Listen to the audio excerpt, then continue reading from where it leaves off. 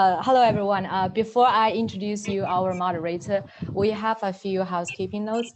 First, just put your full name and institution as your name tag. And second, things we do have a pretty full house of audience today. So we encourage you to fully utilize the chat box function to document your question. And then in section 2, please raise your hands first and wait for the moderator to call your name before you speak. Third, we have some interpreters on the Zoom call with us today. So the dialogue is held in English, but please feel free to use the Chinese interpretation function at the bottom box of a Zoom window. Without further ado, it's my honor to introduce our moderator, Professor Wang, and the floor is yours now. Professor Wang, please. Thank you, Regina. I'm very pleased to be the moderator for today's program. Before I get started, I'd just like to thank Chen, the director of the Luohan Academy, Regina, Xijie, and other colleagues and friends working at the Luohan Academy for putting together this wonderful program on climate change. I should also note that Luohan Academy has a climate change working group. The members are Patrick Bolton, Chen, Lars, Hansen, Eric Maskin, Chris Pissarides, Mike Spence, and me. Now we're here today to discuss how consumers and business adapt as we transition to the net zero economy. Climate change, of course, is one of the most pressing issues in our time. It is impacting the lives and the livelihoods of pretty much everybody around the world. Natural disasters happen very frequently these days. I did a quick Google search. Here are a few slides just to get us started. Now, as you know, last week, Zhengzhou, Henan, in central China, has had one of the worst, most devastating flooding based on the state media, once in 1,000 years event. Okay, on the right, you see that you barely can tell the subway, which is flooded badly, and unfortunately, some people died because they couldn't get out of the subway. Now, of course, China is not alone here. On this screen, you see that on the left, it's the deadly flooding that just happened in Europe. Even in developed countries such as Germany and Belgium, at least 81 people died based on this screenshot from Twitter. On the right, what you see is the heat wave map in northwest region of US near Seattle. This is pretty devastating. We're not talking about Texas, we're talking about Vancouver and Seattle regions. At the bottom right, what you see is a time series for the percent areas of Oregon, Washington, and extremely hot degrees, high temperatures. Now, clearly you would agree there's a time trend going on here. So things don't look very rosy. Let me finish my short overview of the session with the cover of the latest issue of The Economist, released 3 days ago. Now, nowadays, we're talking about, I guess, at least the possibility and the risk imposed by 3-degree world. We used to talk a lot about 2 Celsius degree, but I guess, we are shifting our belief even towards a more challenging situation. With that note, let me now turn to today's program. We have 2 parts. The first part features 10 outstanding speakers and discussants. The way it's going to go is we're going to have 5 topics. For each topic, we're going to have a presenter first, and then followed by discussant. And then we have the second part, which is the open discussion. Of course, we would love to have active participation from the audience who are extremely well informed on this topic. Now, there's a slight change to the program that I have in your hand. And let me just quickly explain why. Because Professor Jeffrey Sachs has a conflicting meeting at the United Nations this morning.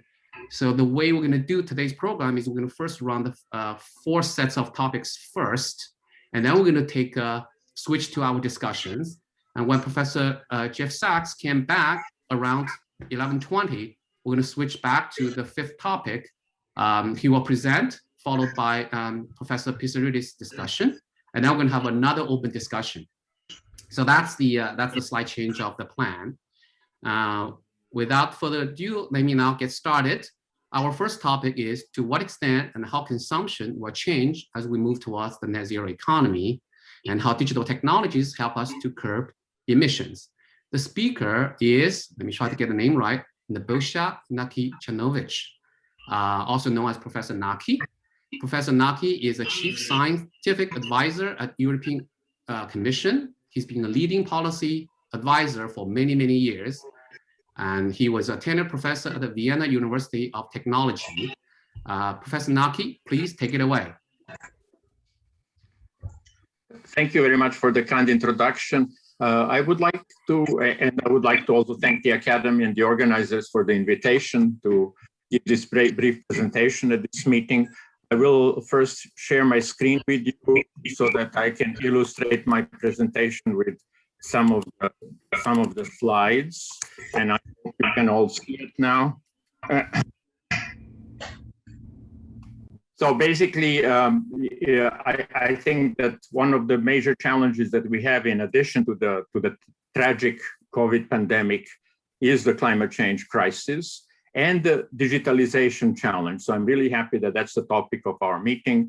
So the digital pathway to net zero, and I will try to address the question of what kind of disruptive innovations and behaviors would be required. And I'll explain a little bit later what I mean by Fit for 55.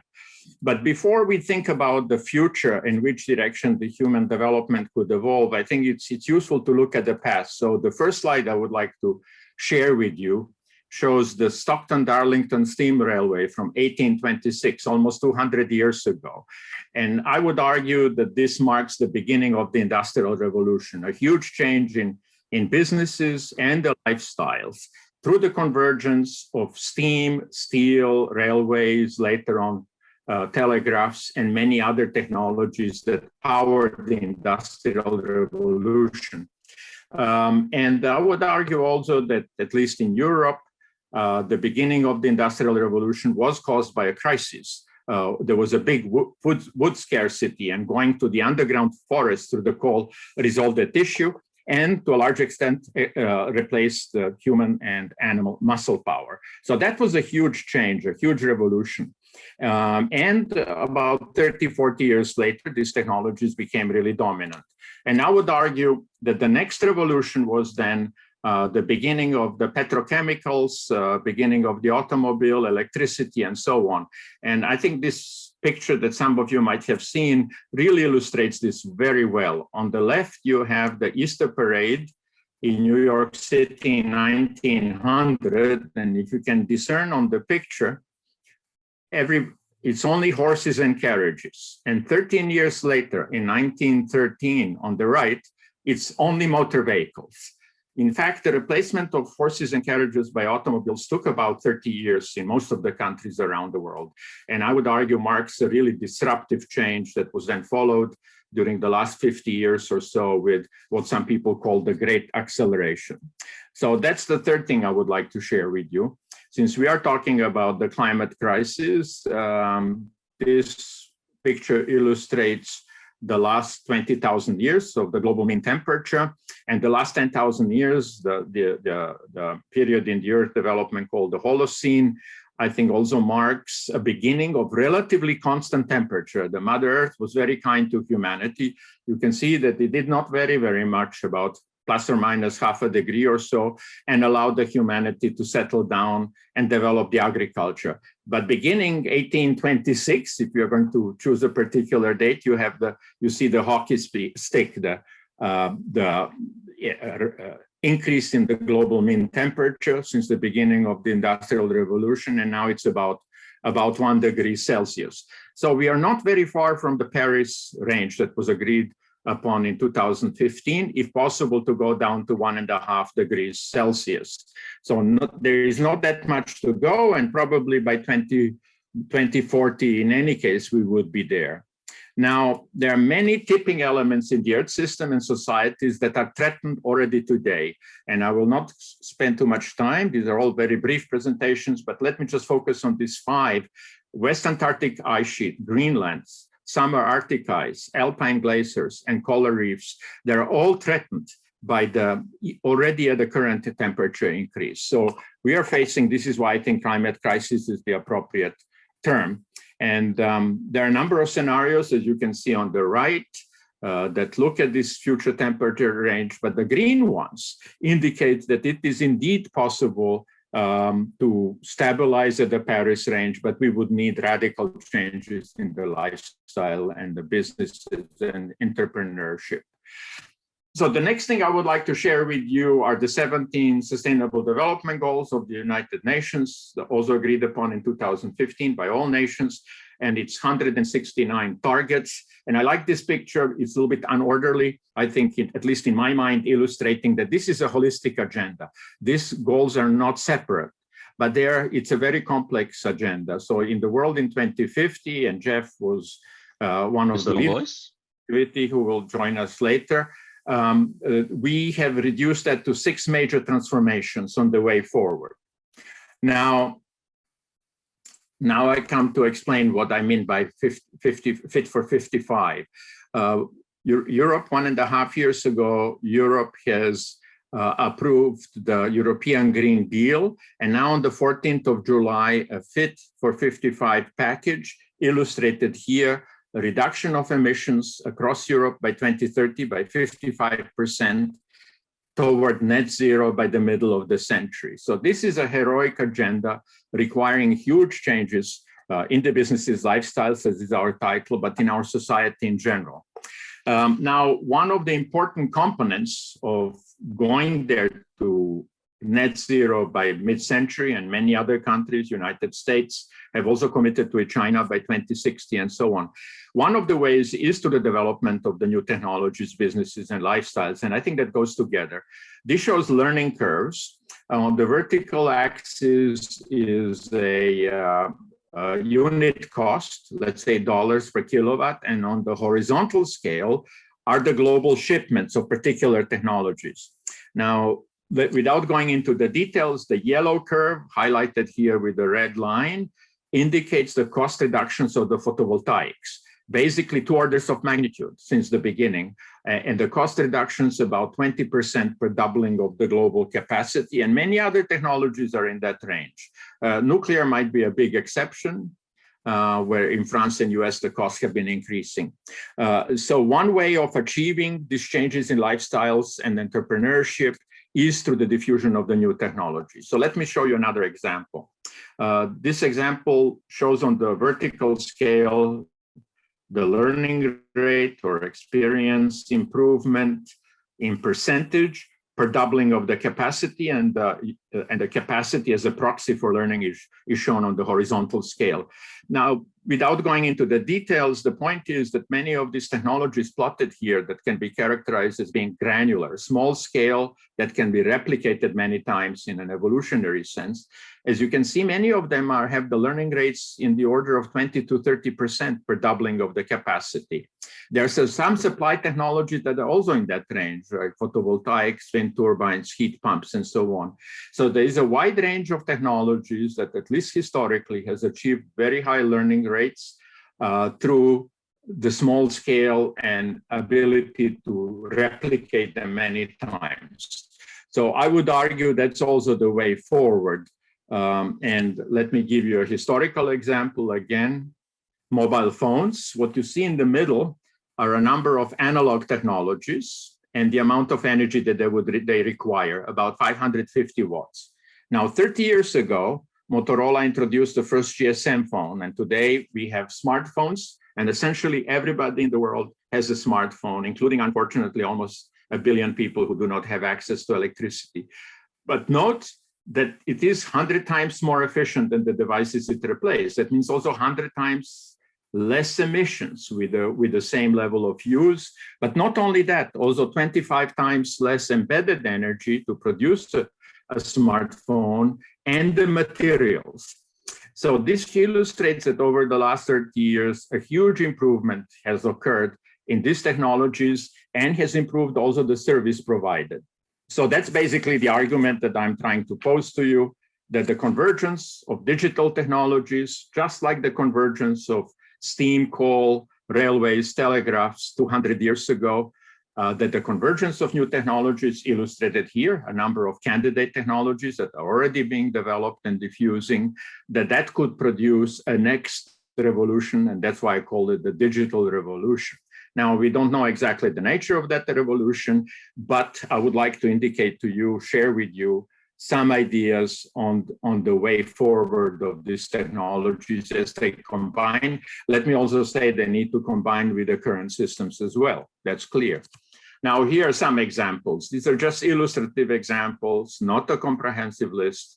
For example, going from ownership to usership, digitalization would allow that, sharing the cars, sharing bikes, sharing transport system in general on top in blue. Then we have peer-to-peer technologies that could be very powerful, and their combination, starting from homes to goods, but also electricity on the bottom in yellow, and then the integration in the whole systems like a demand response or time of use pricing, and that could go to mobility, not just energy, in many, many, many sectors.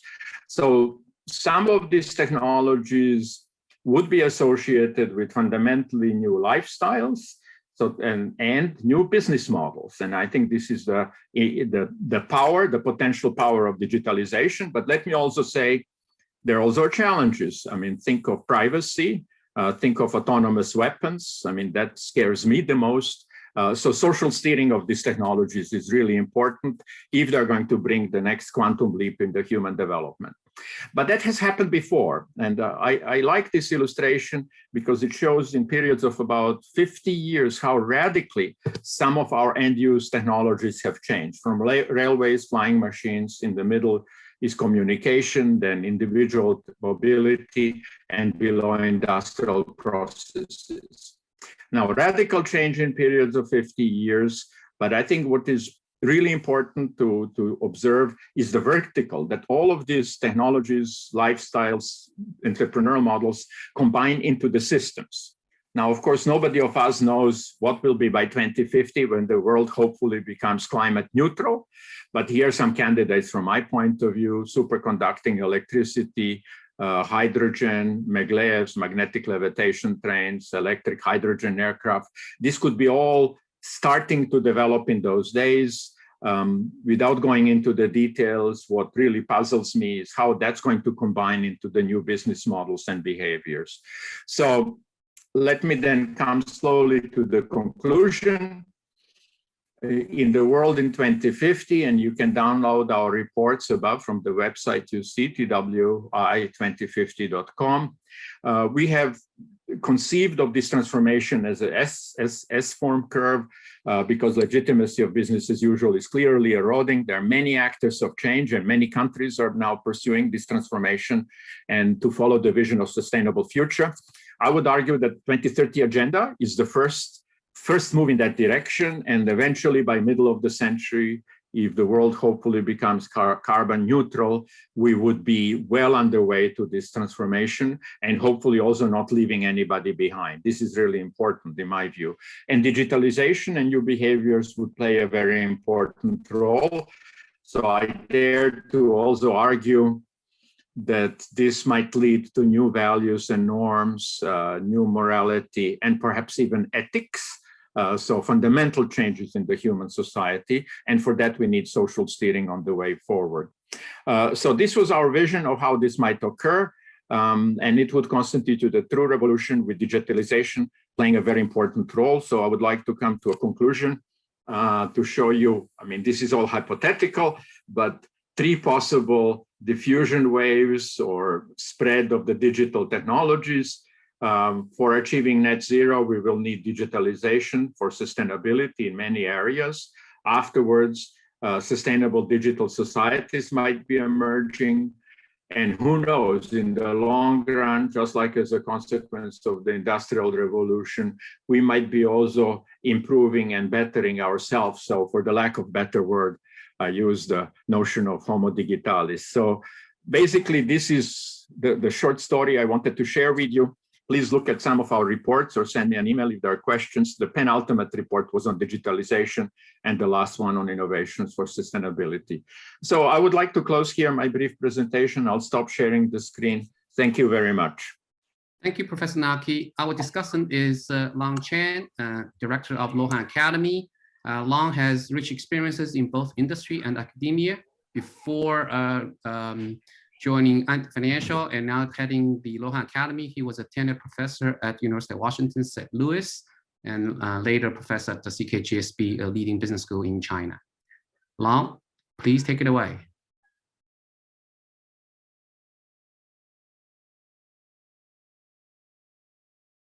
Okay, thank you, Neng, and thank you, Naki, for your insightful presentation.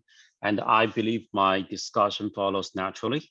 The title of my discussion and my thoughts is the digital platform solution for sustainable consumption. I think we all agree that the world economy needs a different growth model. The question is how. As you can see that there is a clear positive relation between the GDP per capita and carbon emission per capita. So the challenge is to decouple the two. And as we know that the solution is something called a circular or regenerative economy. So essence is that is on the resource side is trying to reduce the waste by using the renewable energy and the recycling. And on the use side, we can essentially improve the circulation of the regeneration of the resources along the whole value chain by doing things such as the sharing, co-ownership, redistribution, remanufacturing, maintenance, a lot of things, and some of that are mentioned by Naki. So, and that transformation to the circular and the regenerative economy presents a major challenge. But in the meantime, according to different calculations, it also means trillions of dollars of the new business. This is what lies ahead of us. The circular economy, it also fits the UN's SDG 12, which is responsible consumption and production. Now, up to now, there are two complementary approaches to this. One is initiated by the government and coupled with the carbon market, that it is imposed on the producers and passed on to the consumers. And that is taking place, very important route. Another way is the bottom-up approach, a bottom-up marketplace-based approach that connects the consumers to the producers. But it's not just connecting the two. There's a lot of challenges, and some of them briefly mentioned by Naki. For example, how can we change people's perception and their norms? How can we foster trustworthy green premium to incentivize all parties when you are in the marketplace? How can we reduce the costs of green-related decision-making and implementation?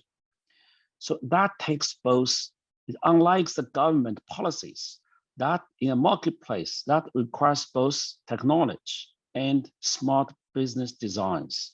And this is the theme of my discussion. I believe that digital platforms can play a critical role in this regard. Now, and it's not just about linking so why does a digitized marketplace can play a role that is complementary to the top-down approach? Well, it can bring more inclusiveness because it enables higher level of participation and beneficiaries. And also it makes a lot of the components of the circular economy measurable. And it provides incentivization for all the participants. It builds trust, green-related trust in the marketplace, and it promotes circulation of the measurable green benefits and makes it's valuable and transferable. So all those things needs technology and business design of the marketplace. But let me give you several examples. One is the so-called armed forest. I've been talking about this before. Basically, armed forest is an application on Alipay that use the digital technology to track users' carbon footage upon their approval. So let's say Naki decides that he wants to take the subway rather than drive his car to work. That leads to a reduction of the carbon emission, and that can be measured, and that can be translated into little green balls. You can see here, and And so you can collect those little green balls. This virtual tree will grow in Alipay. And when that grows into a mature tree, then a real tree will actually be planted in the deserted areas where forests are needed. So in this particular approach, it actually used the digital technology to measure green behavior. And it incentivized both the consumer and business. The product was actually created in my office, I believe that like back in 2016. Initially it was like a game, but I was always worried that after a while people would be tired of this. But now it is still surviving very well. Now it has more than 560 million users, active users. That means really several percent of the global population, they are watching their green behavior and they are planting trees effectively every day. And they have planted more than 220 million trees. I was always worried that they would be tired of the games, but then gradually I realized that actually consumers, when they are reminded that actually this can help to plant trees, to help the poor people, they are willing to do that. So they have incentive to do that. So if the procedure is simple and convenient enough. Of course, if the consumers care, and the business will also care, because that helps them build the reputation. So this is a good example that provides using digital technology to provide measurement and to incentivize both consumers and the business. And another good example is Craigslist back in the United States. As we all know that Craigslist has close to 1% of the US population that buy and sell the used products and reduce the waste, which is wonderful. And in China, we're seeing the similar things. So there was something called the idle fish, which was created back in 2014. And now by the end of last year, it has more than 300 million active users. And the transaction amount will exceed $77 billion by the end of this year. So that is largely a used commodity market. And as you can see from this graph, that actually people are very used to trade used products across the tier of the cities. It's not just local, across the cities. So how do you do this? It's not just by linking the secondhand products and the buyers, but actually the digital marketplace does a lot of things. For example, it has to introduce the professional appraisers for the secondhand products. Otherwise, people don't trust it. The quality is uncertain, unlike the new stuff. It also introduced a third-party insurance company. It also uses the assessment credit, which is the credit score to make sure there's very little default. And also it bridged with the e-commerce platform, so that people, after they bought stuff, they use for a while, they want to resell it, it's just one click. So all those designs helps to build the largest, I think, the secondhand product market in the world right now, and young people really love it. So that are good examples. That's actually, I believe, is of the circular economy, but that actually create interesting challenges. For example, so that actually separates the production from the consumptions, because when you have those circulations, so you need actually a lot of that is not counted in the GDP. But I believe that in order to achieve the circular economy, the things like Naki mentioned, we need to have different measures of economic progress that's more related, linked to the environmental goals.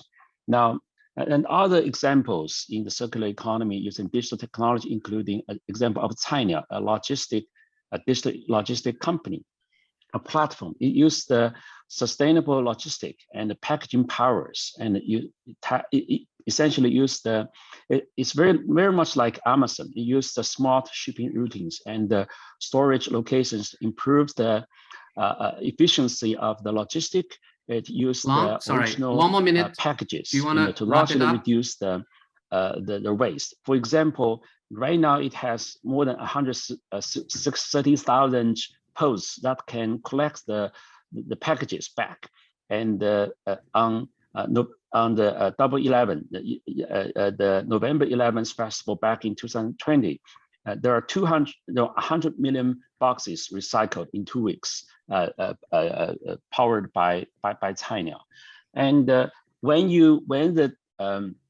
a lot of the green behaviors and products that are measurable, then the sustainable green finance can kick in. I think Patrick will talk more about this, and we can see that on the corporate finance side, both on corporate finance side and the consumer finance side, actually the lenders can, based on the measurable green behavior and products, provides the lending. Can you hear me? Yes, me? Can you hear me? Can you wrap it up in 1 minute, please? Thank you. Yes, I'm done. Okay, great. And so I'm pretty much done. I think the similar practice are done by Apple and the Amazon's similar. So I don't have time left, but let me wrap up. So I think the key for the net zero growth is a transformation to the circular economy. Besides the government-led top-down regulation coupled with carbon market, a large section of the circular economy to be successful needs its green components to be measured in a trustworthy way, to be priced and transferable, and all parties incentivized. This requires technology and mechanism design. So digital platforms, as we shall say, e-commerce platforms, as a marketplace for resource allocation can play a critical role. In China, many meaningful attempts involving hundreds of millions of people, countless products and behavior, including green finance, are taking place. The digital platforms properly aimed and designed can be a good place for promoting digital net zero transformation. And it's happening in China and in US and in many other parts of the world. And this is, I believe, just a start. More research is needed to make it work better and make it applicable worldwide. Thank you. Thank you, Long. The next topic is how business survive and thrive in the process of net zero transformation. The presenter is Professor Amit Gandhi. Amit is Chief Economist at Microsoft Azure and also a tenured professor at University of Pennsylvania. Amit, please take it away. Okay, I'm gonna try to share my screen.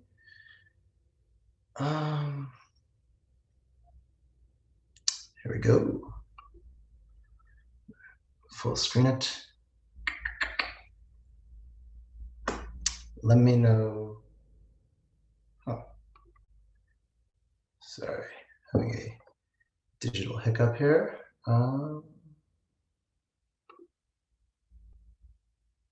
Okay, can you see this? Yep. Okay, I'll just go off. Yes. Yes. Okay. Hey, well, thank you. Can you make so it much. full screen if it's easier? If it's convenient, can you just make it? Yeah. Thank you. Doesn't matter if it's Okay. Not if it comes at a cost, but okay. Yeah. All right. Some bandwidth issues, but okay. Oh, I see. This should be okay. All right. Okay. Great. Thanks. Sounds good. Sounds good. Well, I thank you to the Academy and the organizers for the invitation and incredible audience and panel. As mentioned, I'm have been working as an economist at Microsoft for several years, and also here at the University of Pennsylvania. I'm coming to you today largely with my Microsoft hat on. I will add some economic points of view as we go along, but really just want to kind of give you a little bit of perspective into Microsoft's journey into the net zero goals and targets for both the company and the world as a whole. So I think just to start out, just zoom out for a moment before we jump into Microsoft. What is it that Microsoft is looking at as it thinks about this problem? Well, the basic science is pretty grim. So we need to keep temperature no more than 1.5 Celsius higher than pre-industrial levels by the end of the century.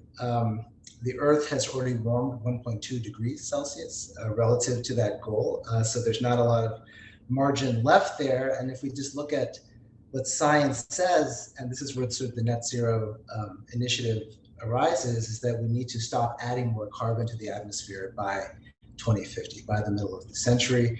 And we think about carbon math, it's simple, but it's worthwhile pointing out that it's net zero is emissions minus removal. So there's a basic credit and debit system here. So we need to hit emissions equals removals by this 2050 time period. So,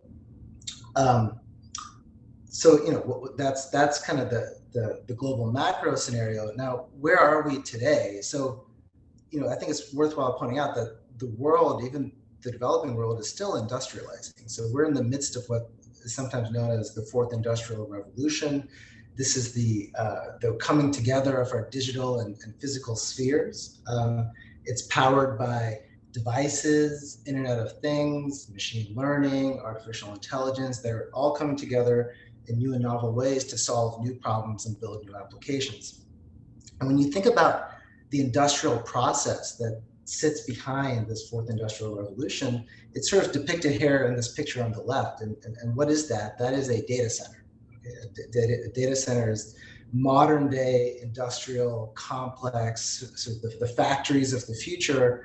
And what is it that data centers produce? They produce applications. The applications that get streamed to end users through high-speed networks. We are sitting on a Zoom call right now. We are consuming a stream, which is an application that's produced by an underlying data center. That data center happens to be an Oracle data center, not a Microsoft data center. But nevertheless, this is sort of the picture of what this fourth industrial revolution entails. And this matters because what is powering this? What is the oil that goes into these factories? And this sort of gets into the famous expression many of you have probably heard of, this notion of data is the new oil. And I think it's perhaps a bit of a hackneyed expression at this point, but when you really think about it, it has multiple layers of truth associated to it. So I think Hal Varian recently has pointed out that, like oil, in order to be useful, data needs to be refined. So raw data often does not solve problems, but it needs to get processed through machine learning and modeling and data science in order to get into an interpretable decision posture. So that's kind of one prism through which the metaphor makes sense. But there's another real sense of the sort of analogy here, which is data literally has to be burned. So what's going into these data centers are servers, which are depreciating over a roughly 2 to 4 year time scale. And what goes into the servers is data. And when we think about applications and the electricity carbon footprint that they have, it's pretty remarkable. So here's a stat that comes from a recent study. And it just shows at the bottom there, you can see the carbon footprint of training a high dimensional machine learning natural language model. This would be a model of the form of GPT-3 or BERT style architectures. And we can see it's about 626,000 pounds of CO2, which is 5 times the equivalent of an average US car. And so we are literally burning resources to produce these applications. And so I think that's sort of worthwhile bearing in mind that industrialization is still happening. It's just taking a very new form. And so what is it that Microsoft is seeing sort of in terms of the solution? And I think this is where some of the hopeful, optimistic side of the equation starts to get realized, is that there are pathways here. And I think if the speakers we've just heard from have sort of started to demarcate what some of those pathways look like. This is a stylized scenario, but I think the key part to really emphasize here is that it's a portfolio approach to the solution. And let me kind of call out 3 major elements that certainly Microsoft sees when it thinks about its strategy. One is just efficiency. We have to get more efficient about emissions, which is consumption of energy resources to power our lives and businesses. But another important part is zero carbon electricity, or what is sometimes known as the decarbonization of the electricity grid. So we need to move electricity to renewables that do not have a carbon footprint. I'll talk more about that momentarily, but if we get to zero carbon electricity, then we need to electrify. So move sort of applications that currently rely on fossil fuels to electricity sources. And then a sort of fourth element here is removal, okay? Actually physically extracting or pulling carbon from the atmosphere is another arrow in the quiver. So I think it's really important to realize that it is a portfolio approach, and we have to bring all of these approaches to bear on the problem. And sort of with that as backdrop, what is Microsoft's sort of position on this very pressing problem? So first of all, Microsoft has a very robust sustainability strategy today, and I want to emphasize that sustainability at Microsoft means more than just carbon, and sometimes it gets forgotten that it's carbon, water, waste, and ecosystem more broadly. It happens to be that carbon, of course, is the most mature and developed of those domains, but sustainability at Microsoft means all these things, and there's really given equal attention at some level. But carbon has certainly made the most headlines, and I will sort of remind everyone that last year Microsoft put out a pretty remarkable goal for itself, to which it's holding the company accountable, to be carbon negative by 2030. So that's Brad Smith on the left, to be the president of Microsoft on the left, to remove all of our historical carbon emissions by 2050, Amy Hood in the middle, and then we have Satya on the right, which is complemented by a third pillar, which is a $1 billion climate innovation fund that is reinvesting back into marketplaces and technologies for helping address and solve this problem. And as we think about, I want to sort of give some complexion and color into what that exactly means. So what does it mean to be carbon neutral? And the carbon math here is really important, how we think about the accounting. And so when we think about emissions from a company perspective, there are three distinct scopes. There's scope 1, scope 2, scope 3. Scope 1 is direct emissions, just what your own business activities emit into the atmosphere. Scope 2 includes scope 1, but it adds electricity consumption that goes into the running of the business. So that's a multiplier on top of scope 1. So we go from, Microsoft has today about 100,000 metric tons of scope 1, about 4 million metric tons of scope 2, and scope 3 is emissions from the entire supply chain. Okay, so it includes the carbon footprint of all the input purchased materials, outsourced activities, contractor vehicles, business travel, etc. And that's going to be another multiplier on top of scope 2. So today for Microsoft, that's about 12 million metric tons. And so when Microsoft aims at a net zero goal, it actually has scope 3 in mind. So the full scope of all emissions as really the key to the solution. And another sort of important point is we don't talk about carbon neutrality anymore. So this is about net zero, and that's really important because neutrality implies the purchase or investment in offsets, and that's not tied to getting us to the net zero goal. And let me kind of just give you a picture of what that looks like from a Microsoft perspective. So this is sort of a pathway of how Microsoft intends to get to its goal by 2030 of net zero emissions by 2030. Black is the actual net emissions.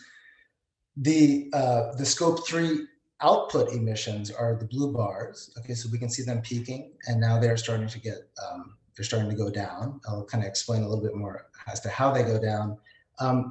The dark green were the offsets that Microsoft used to employ as part of its carbon neutral strategy. And you can see in the light green, that's now getting replaced by active investments in carbon removal from the atmosphere. Now today, carbon removal is 1% technology or engineering based and 99% nature-based solutions. But to get to the 2050 goal, to get to the end of the century goal, Amit, Yep. I'm sorry, 2 more minutes, please. Oh, 2 more minutes, sure. Yeah.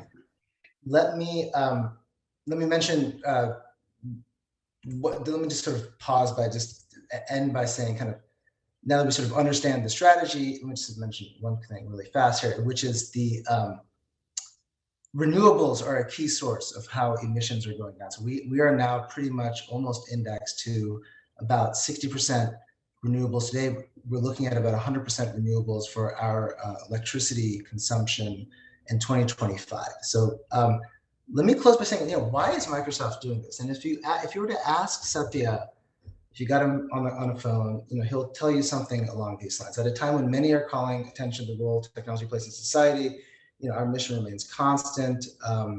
It grounds us in the enormous opportunity and responsibilities we have to ensure that the technology we create always benefits everyone on the planet, including the planet itself.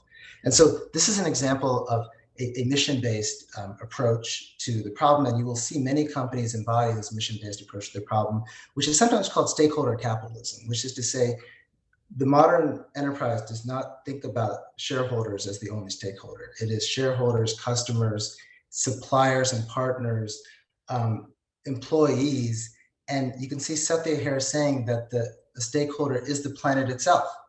And one of the key ideas of stakeholder capitalism is that all the stakeholders have mutually aligned interests in the end. And let me say that I think that's a very powerful view, but I don't think it actually departs from just the basic economics of the situation. So let me give you a little bit of the dismal science view on this, is that one reason Microsoft is doing this is that because it's feasible and desirable. So Microsoft is partly doing it because it can do it. It has immense resources, it has technological capabilities to experiment, optimize, and implement sustainability programs, and its acquired learnings will transfer to the rest of the economy through multiple channels and touch points.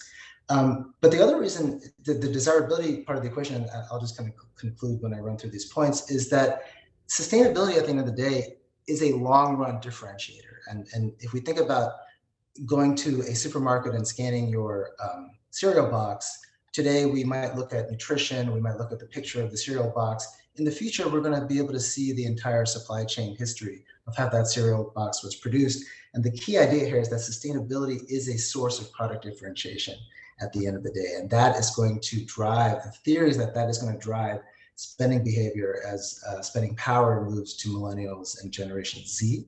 And then the last point is that a sustainability focus just is good for business. It improves efficiencies. I have not come across a single sustainability program at Microsoft where it didn't just make business sense to do it, because a lot of what goes into succeeding in sustainability is just running your business smarter, faster, using the power of data and AI. And I'll just close by saying you can't affect what you can't measure. And a hard part with sustainability is just being able to measure your business activity. But being able to measure your business activity and its carbon impact is a major shift into that digitization, digital, transformed, modern company. And I think that's going to be a critical, essential part of the journey, both in Microsoft and the economy more broadly. Thank you, Amit. Thank you. The discussant is Steve Tadelis, Professor of Economics at UC Berkeley.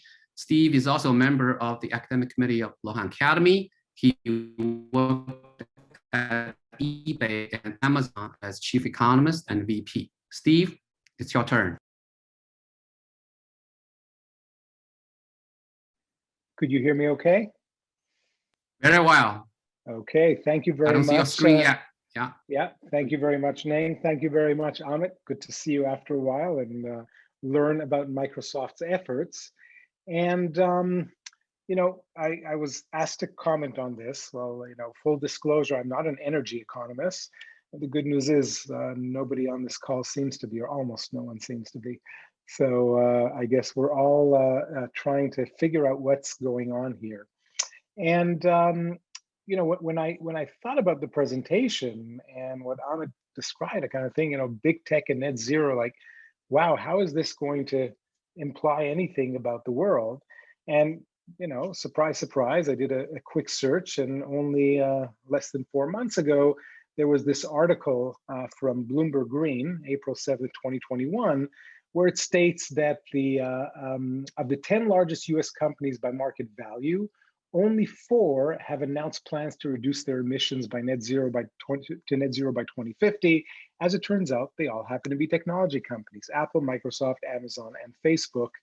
And it turns out that Google claims to have already been achieving that target, being fully offsetting since 2007.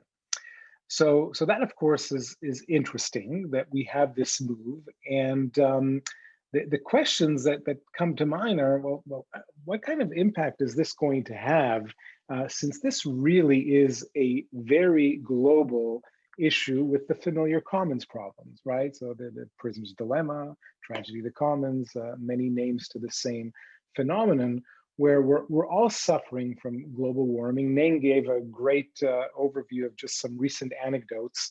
And of course, once you have more than 3 or 4 anecdotes, it starts looking like a data set, and all have happened in very recent history. So the first thing that comes to mind, can big tech really move the needle, or is it a form of greenwashing? Well, one of the things that Amit described towards the end is that, in fact, for many of these efforts, it seems to be, what's called doing good and doing well in the, social responsibility angle. Namely, companies are doing good for the environment, but by doing so, they're also saving costs and so on and so forth. So there may indeed be just pure incentives for companies to pay a little more attention to their footprint. There's more and more research that's coming out about the so-called behavioral IO, companies acting in ways where they're really not maximizing profits. They're focused on a few goals, a few KPIs, but maybe as people start really looking under the hood of how their emissions and footprint in terms of the environment are affecting things, there may be ways to hit that double bottom line. So that's one thing. At the same time, we have to remember something about the scope. So I did a little bit of searching. It turns out that Apple has about, give or take, 25 million tons of emissions. Kazakhstan, which is number 20 on the list of emission producers, has about, I think, 390 megatons. So, you need something like 14 apples to be one Kazakhstan. Now, on one hand, it's like, wow, that's actually, Apple has quite a big footprint. At Amazon, I'm sure it's quite substantial given the logistics and everything that goes around. But when you look at the top 20 countries, for example, well, that makes all the big tech in the world look like a tiny dwarf. So the question is, how could this have an impact? We'll think about that in a second. Another question that struck me as interesting, and this is following some stuff I read by my good friend and colleague Severin Bornstein at the Energy Institute at Berkeley, and he's written some lovely blogs about related issues. Also, Jim Bushnell from UC Davis, who's also part of the Institute. Are zero targets helpful or harmful, right? As economists, we know that what we'd like to do is have social marginal costs equal social marginal benefit. And it may indeed be that the kind of efforts that Amit referred to, namely going beyond net zero, are more effective than net zero. At the same time, we know from, again, the kind of behavioral incentive theory, if you will, that when you set targets and you don't meet them, it could cause backlash, it could cause people to be unhappy with what's going on, and maybe even abandon these efforts altogether. So there's some nice jargon that goes on here with the zero net impact, but at the same time, that may be a little too simplistic, and we want to be more nuanced. The next thing that comes to mind is, what are the distributional impacts? So something that I learned recently is, so here in California, you have more folks using solar at the home level, and they push it back into the network and so on and so forth. But what's really happening is that the people who could afford it are wealthy people, possibly just like maybe among businesses that could afford to go down this route, even if it does do good and do well in the longer term, are the larger cash-heavy businesses.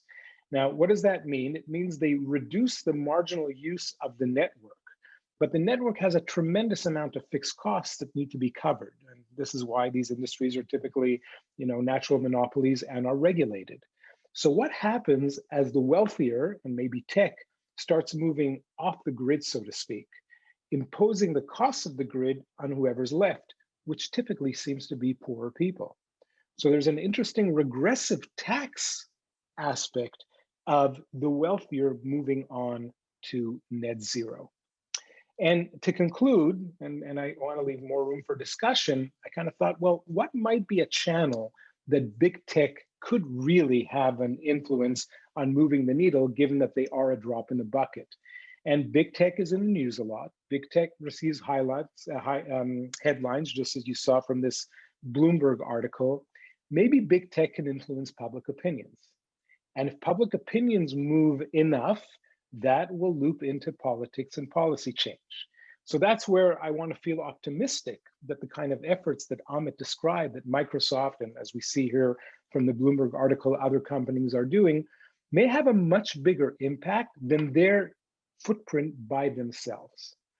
At the same time, I look at what's going on with vaccines in the United States, where there's so much discussion and the way people respond is just mind-boggling.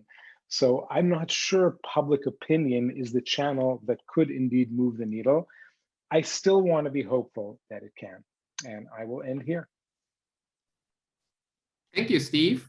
The next topic is on sustainable finance and the transition to net zero. Professor Harrison Hong is going to be the presenter. Harrison is my colleague at Columbia and my co-author. He won Fisher Black Medal, awarded to the most outstanding financial economist under the age of 40 by the American Finance Association. Harrison, please take it away.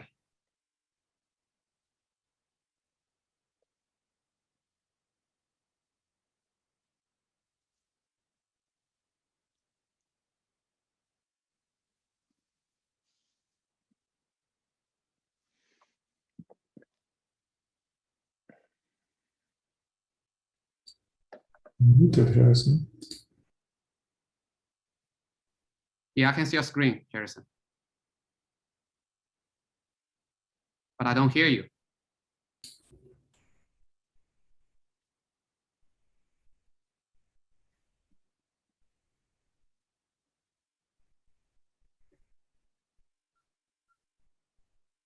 Harrison?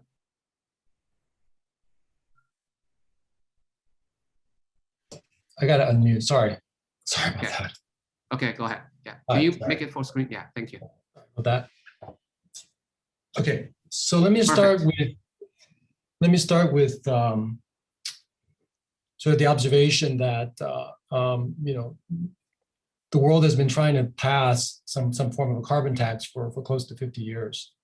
Obviously, it's not been very successful.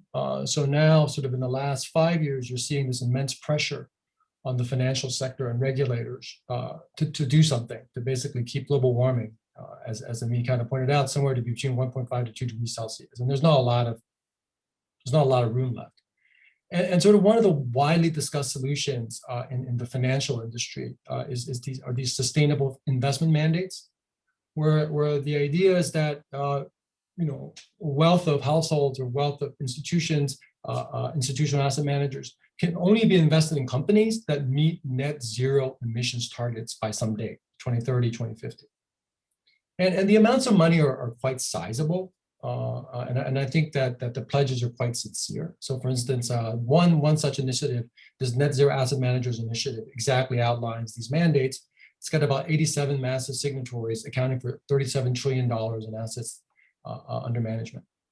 And that's just kind of name one initiative. And there's also now basically something called the Network for the Greening of the Financial System that basically encompasses banks, central banks, where the idea is exactly the same, that rather than going through equity markets, you might go through bond markets and impose exactly the same mandates.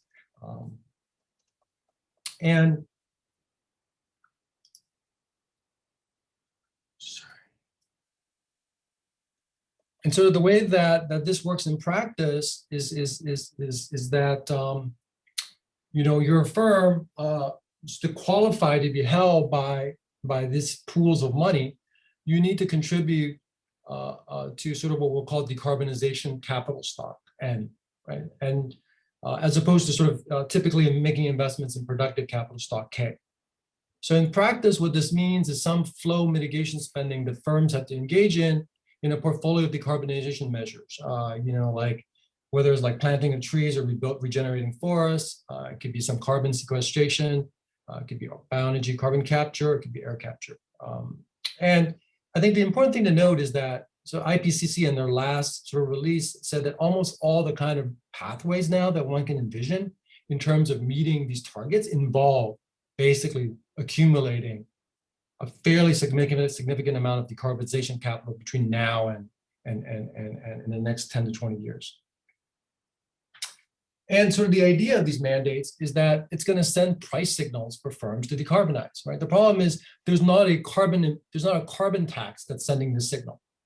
So you need some other signal in the system so that firms can do something, can have some incentive. And sort of profit, and we have to sort of take the view that firms are profit maximizing.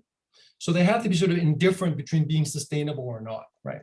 It's got to be sort of this voluntary action that these mandates are presumably going to send these price signals, and then there's going to be some equilibrium trade-offs that the firms are going to engage in so that they're indifferent. And the way it's going to work is these portfolio restrictions of these investors, which also implies some shorting restrictions. In equilibrium means that the sustainable firms are going to get a lower cost of capital, i.e. they're going to get a higher price, right?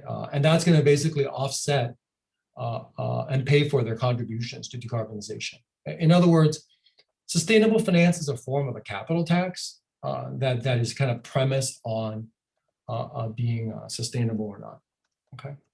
And I did not coordinate with Amit on this, but I like this slide because this is sort of, Microsoft is one of the firms that are very enthusiastically supporting such a solution, essentially, right? And what I like about it is it's fairly specific, right? There are numbers, there are some at least sort of projections and some technology or some accumulation of capital to indicate how this is going to get achieved. So since Amit talked about this, I'm not going to have to spend much time, except that, the green is exactly sort of what we're talking about.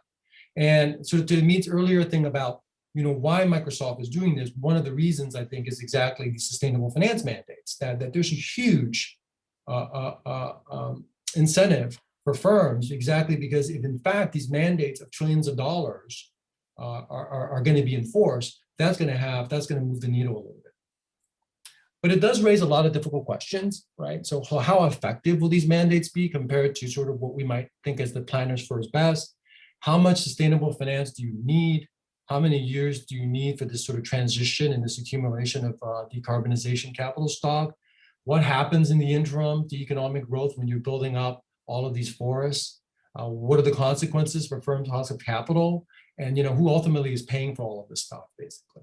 Okay, and these are difficult questions.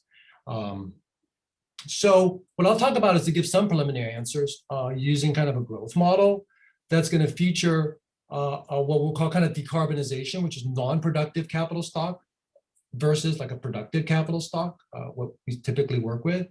And this is based on a paper examining the welfare consequences of sustainable finance with Neng, Wang, and our moderator, and also Chen Yang. So the basic idea is the following. You start with a growth model, okay, that's sort of often used in terms of climate economics. And you're going to have sort of these extreme temperature events, let's call it 2 degrees Celsius above a country's historical normal, right? And in years when you have lots of these extreme temperatures, that's going to have some destruction. You can kind of pick. You can like destroy its capital, or you could destroy kind of some productivity. But regardless, it's going to increase a lot of aggregate risk in the world. So think about firm emissions as roughly proportional to their productive capital stock. And so there's going to be from a planner perspective, there's a big willingness to pay for some decarbonization, but there's going to be externalities, the commons problem, as Steve pointed out. There's going to be some costly and gradual adjustment of both capital stocks, right? So it's not going to be, we can't build all these forests overnight. We can't plant all these forests overnight. There's going to be some adjustment costs. And sort of ultimately, if you kind of believe in the science, the ratio of decarbonization to productive capital stock, which we'll call little n, is going to sort of be the mainstay variable and helps mitigate the damages associated with emissions, right? And then firms are going to get qualified on these mandates based on their flow contributions to this stock. So, the model is not perfect. It's going to miss some important elements that are kind of climate economics, but I think kind of what it can do, though, is to answer more of these practical questions associated with sustainable finance. So the way we'll do it is we'll kind of calibrate the model using historical data on how excessive annual temperatures at the country level reduces GDP growth. Okay. Now, obviously, these 1.5 degree events, 2 degrees events are relatively rare in historical sample, but when they do happen, there's damage, and we're going to use that as kind of an input into calculating the costs and benefits of this decarbonization capital. We'll combine this with some parameters from kind of the long-run risk literature from asset pricing, essentially, that basically kind of gives a fairly high willingness to pay on the part of agents for reducing risk. And then we'll get some adjustment cost parameters from the literature. Now, obviously, we have much better estimates for physical capital K than we do for N, since we haven't built up a whole lot of decarbonization capital in our history. So there's going to be some uncertainty there.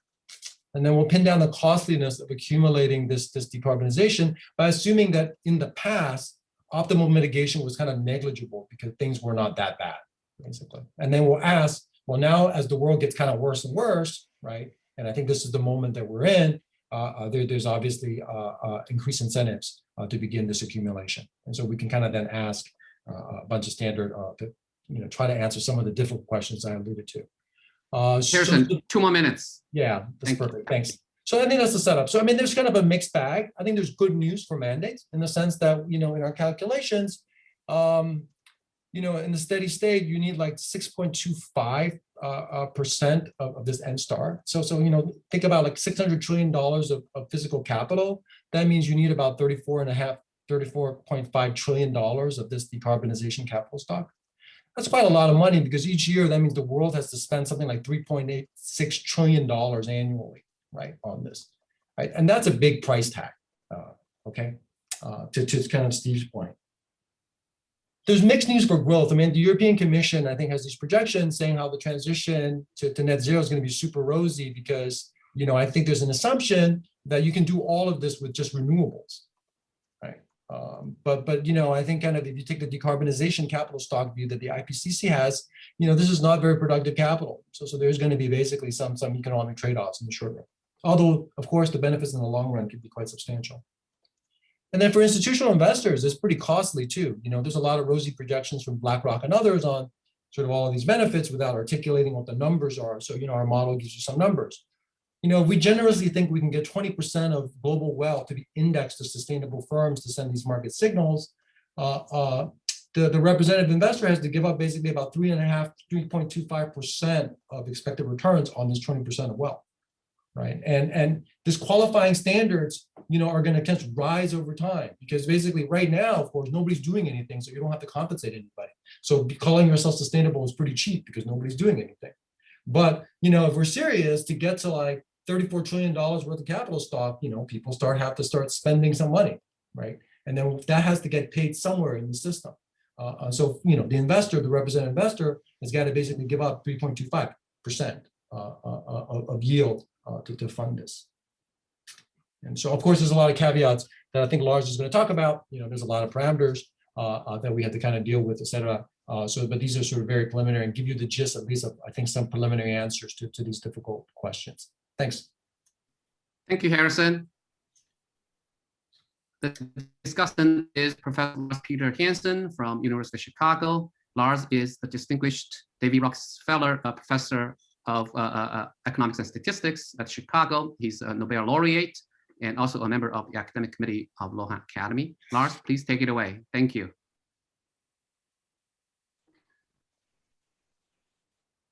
Sure. Thank you very much for this opportunity to talk about this very important subject. Reading Harrison's slides led me to go and read some papers that he's been writing recently with various co-authors that I found very interesting and fascinating. So it was it's obviously a very important topic.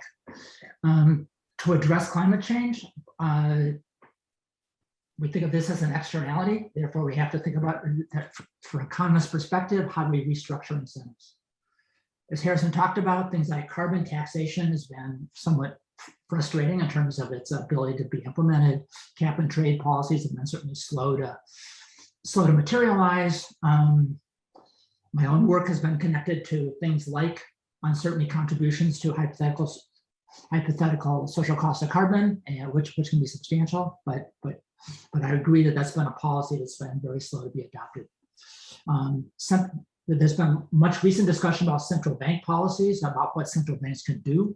I worry at times that we might be asking central banks to be doing, hoping for them to be doing too much because they're somewhat distant from the political arena. We could have very interesting conversations about that. Certainly they play roles in financial stability. Well, let me go to the very interesting policy approach that is discussed by in this paper, in this talk, as well as by the three authors for the quantitative work that followed.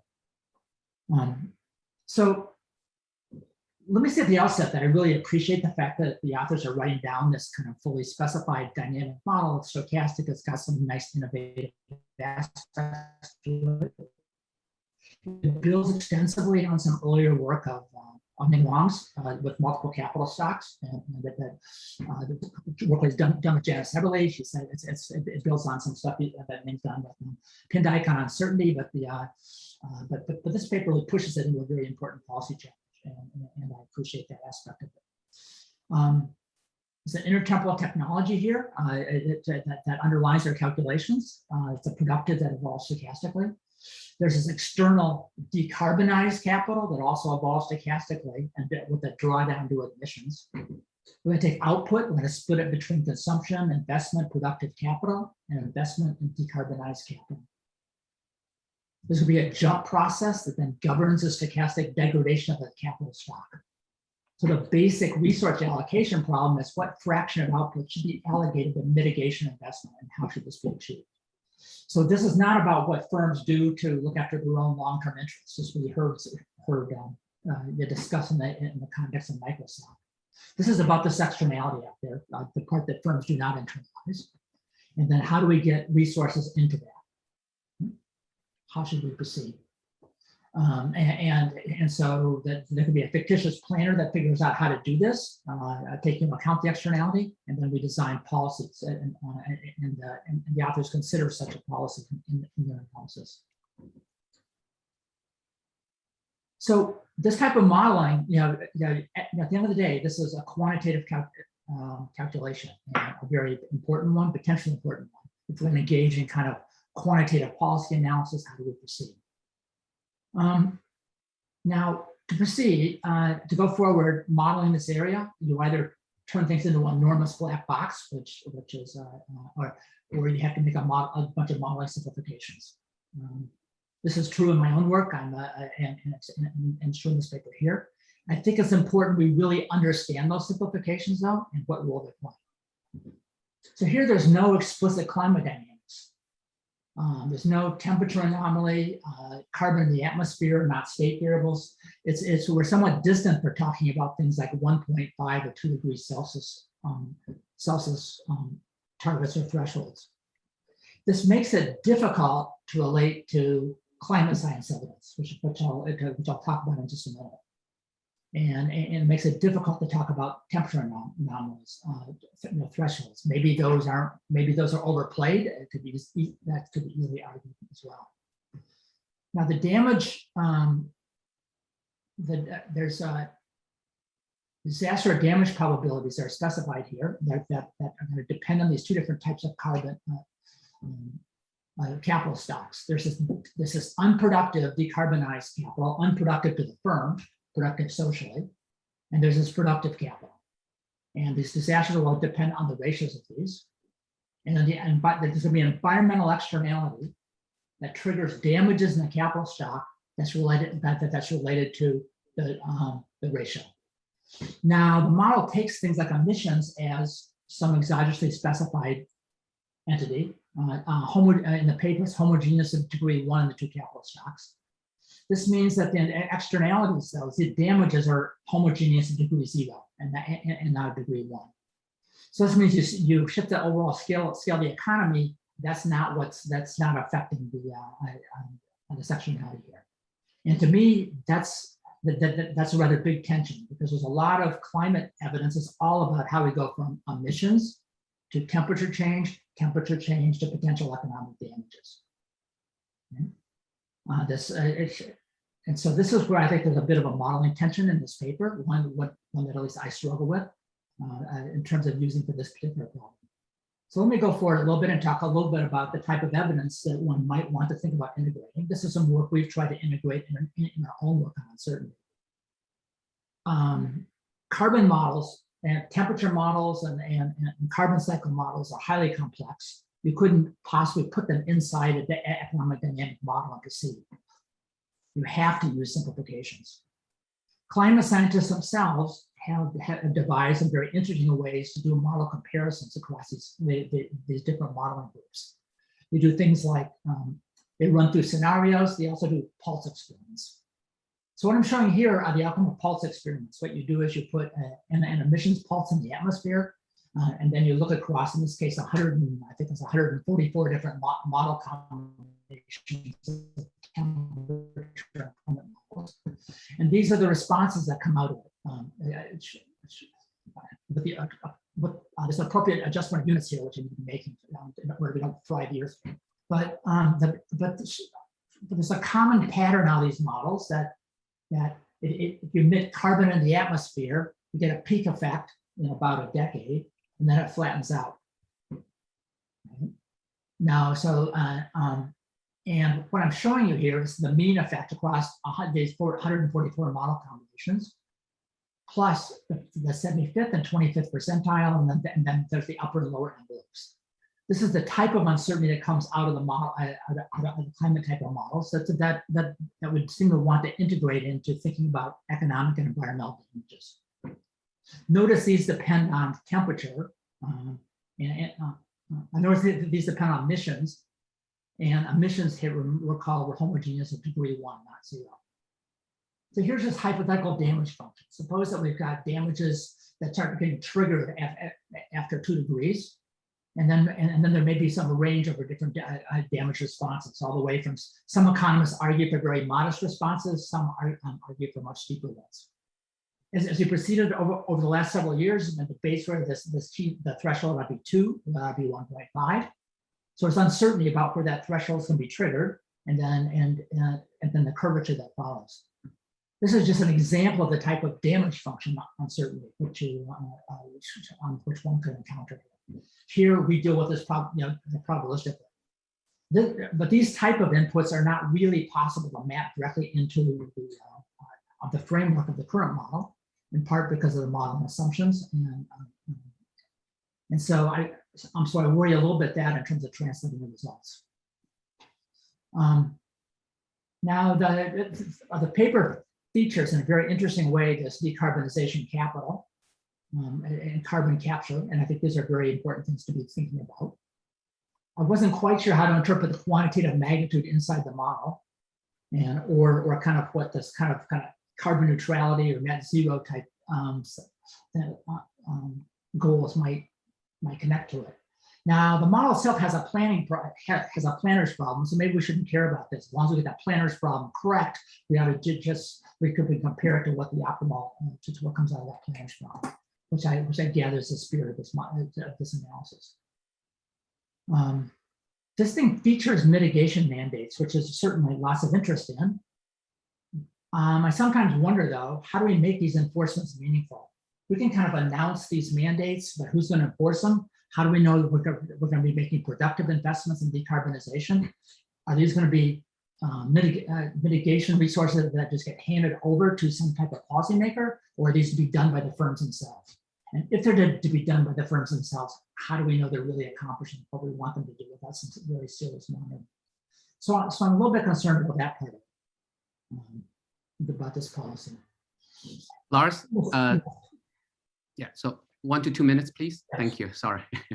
One of those interesting parts of this paper, I think, the one that just could probably even use even more emphasis is they build this competitive equilibrium under which there are these two types of firms that are sustained.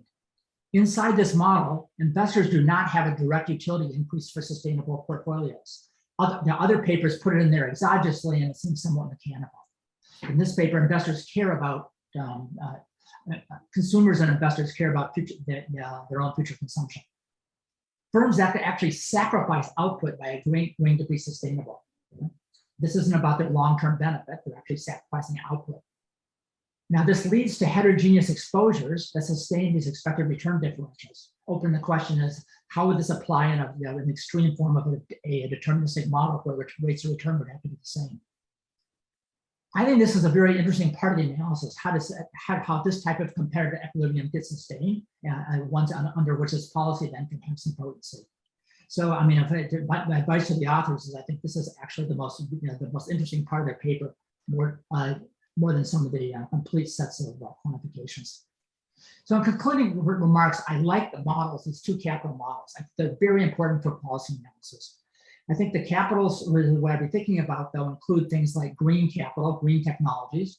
It'd be nice to put on the table issues about investment. Is it prudent to have socially productive investment in new green technologies? Which is so it's another type of policy which I think would be important to study. That would also entail these two capitals. For me, I think it's important to include multiple sources of uncertainty, including some coming from the economic damages, from environmental damages, and from these temperature and carbon dynamics. I think it's very valuable to these quantitative exercises, but as a collective group of economists, it would be nice if we could figure out ways to do more serious multiple comparisons. The models that I've written down have their own set of shortcomings. It's very easy to pick, to pick on them and isolate where they fall short and what question they can address. It's really valuable to be looking across models. And if each researcher is building their own model, where's the research that's really doing the meaningful cross-model comparisons that I think is really important for policy analysis. Finally, I worry about the meaningful implementation of these mitigation mandates, how credibly they can be enforced. I think the author, I think Harrison talked about a very important problem, and I think he's put on the table a very interesting policy. Thank you very much. Thank you, Lars. The next topic is climate change risk and financial stability. Patrick Bolton from Columbia University and the Imperial College will be presenting. Patrick is also a member of the academic committee of Luohan Academy. Among his numerous achievements, Patrick is a former American Finance Association president. Patrick, please take it away.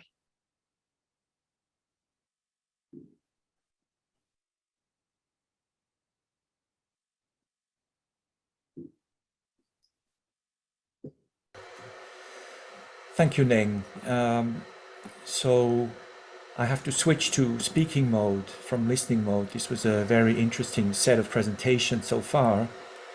And some of these presentations actually touch on points that I'm going to make.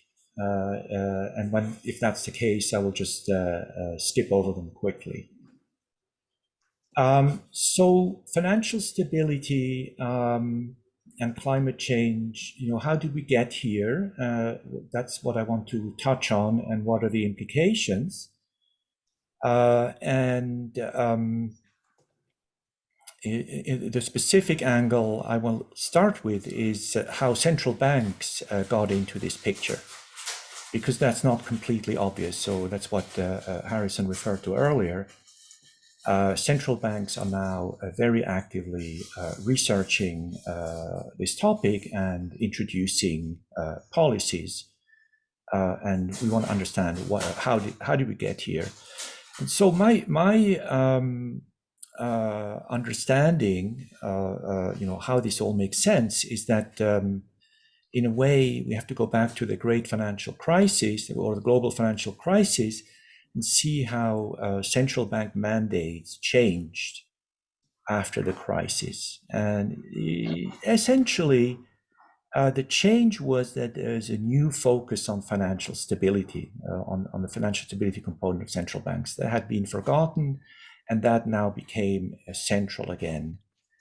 And then in addition to that, the idea of macroprudential policies is a big innovation, which implied that the focus for financial stability should be on the stability of the whole system, not just the stability of individual institutions. That was a major change.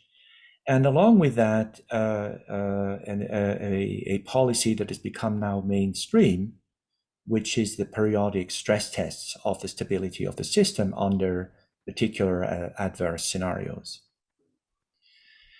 Now, climate change gives rise to new systemic risk. That's the angle that makes this relevant for central banks. And here the history is interesting. The first meeting of central banks to discuss this was in April 2018, involving supervised for about 30 countries. And that's when the Network for Greening the Financial System was launched, Harrison referred to earlier. And then a few months later, a first report came out by the NGFS. And here's how they justified the central bank actions, supervisory actions. Climate change risks are a source of financial risk. It is therefore within the mandates of central banks and supervisors to ensure the financial system is resilient to these risks. I should say here that the mandate question is a really important one, and it has different answers depending on the country because of the different institutional constraints. And if you want to really go into this in detail, there's a fascinating panel that you can follow on YouTube, the closing panel with the central bankers of the Green Swan conference that was held in June, that I highly recommend. But anyway, so the world today is, the US Federal Reserve joined in the NGFS in December, and now we have 95 members and 15 observers. So this is a very big chunk of the central banking and bank supervisory community. So then, if it's part of the mandate of central banks, you might ask, how should central banks take account of climate change risk?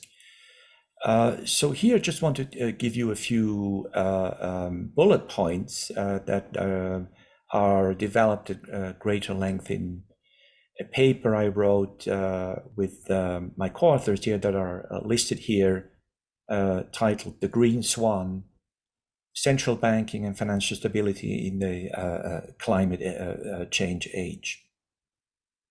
And basically, some of the points that were raised in the earlier presentations, I will echo here. So the first thing that's pretty obvious to realize is that you can't do traditional backward-looking risk assessment models because we're in an unstable, changing world where climate change is becoming more and more material, whereas it wasn't in the recent past, even in the recent past.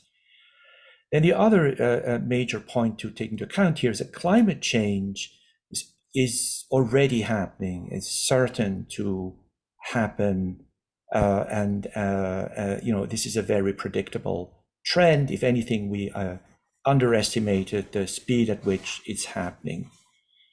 The third point to bear in mind here is that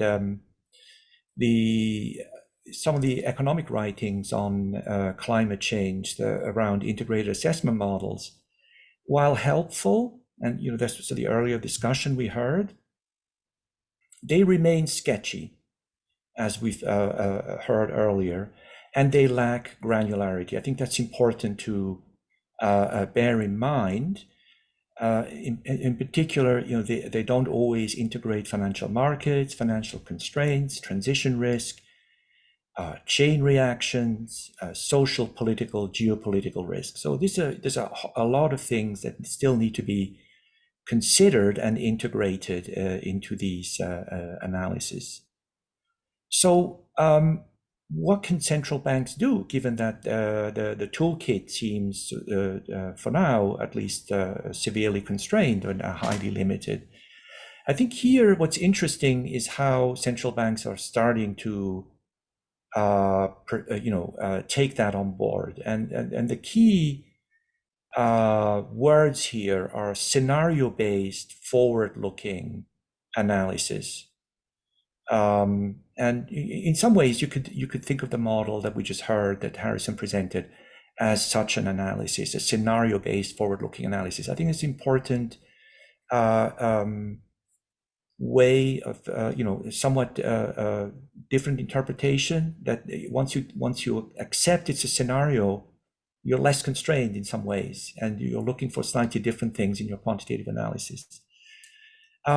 So that's the first big point to bear in mind, where we are headed. Now, the second point, of course, is that we are facing huge uncertainty.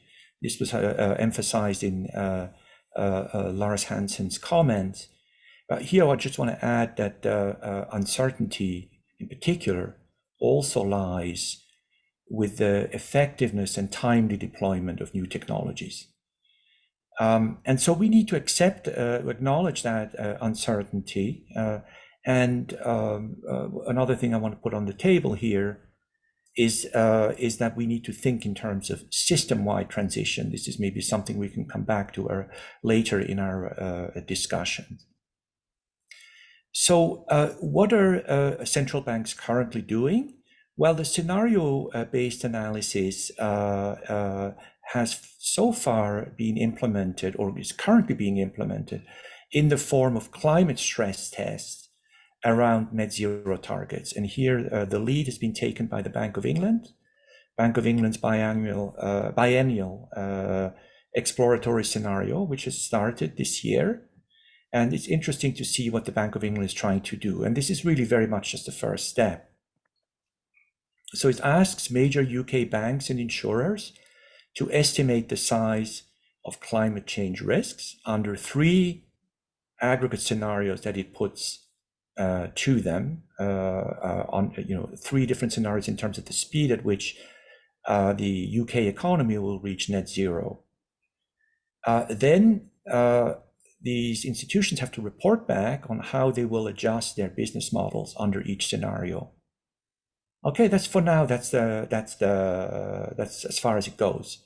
But eventually, you can think of this exercise as a form of indicative transition planning, with the central bank or some other planning authority, if you want, giving the pathway information in aggregate to the different agents in the economy, and then it's up to them to adapt or coordinate around that pathway. Now, of course, the challenge is enormous. Here, I just want to show you this picture. So roughly, while you read this picture, let me say roughly what is involved here. I mean, this is really quite staggering. So roughly, we need to decarbonize the global economy at a rate of, from now on, at a rate of 6 to 7% per year. Okay, now we've achieved that in 2020 thanks to COVID restrictions, lockdowns, and lower economic activity. With the return to full employment, full activity in 2021, global economy, carbon emissions are rising again. So we're not going to achieve it in 2021, which means that we have to decarbonize at an even higher rate going forward on a yearly basis. This is an enormous challenge. And that's what central banks are getting involved in, is trying to take control of this issue and try and manage this carbon transition. So in my last slide here, I want to maybe come back to the digital pathway to net zero, and outline what in my view are the key four main steps to get to net zero if we ever get there. And the first point has to do with measuring and reporting carbon emissions. This was a point that was made by Amit earlier and also by Long. So first of all, what we need to measure is direct and indirect emissions. And then we need to measure them at the entity level. That's done currently pretty well for publicly traded companies, but the privately held companies, the non-listed companies, it's a dark universe. We know very little about that. So even just on the entity level, we have a lot of data still that we need to obtain. Now, what's interesting is that using digital technology, big data, AI, multiplication of sensors, satellite monitoring, we can achieve much faster, much quicker information on where carbon emissions are, what transactions, what companies, and so on. And this is what former Vice President Al Gore referred to as the age of radical transparency. And here he's part of an initiative that you might want to look at, is the climatetrace.org initiative, which is all about how one could achieve this. Reading. You got, let's yeah. Right. Okay, so let me turn to the second step. So once you have the data,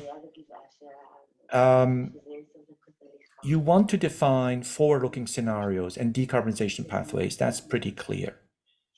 Then comes the third step, and we touched on that very briefly earlier.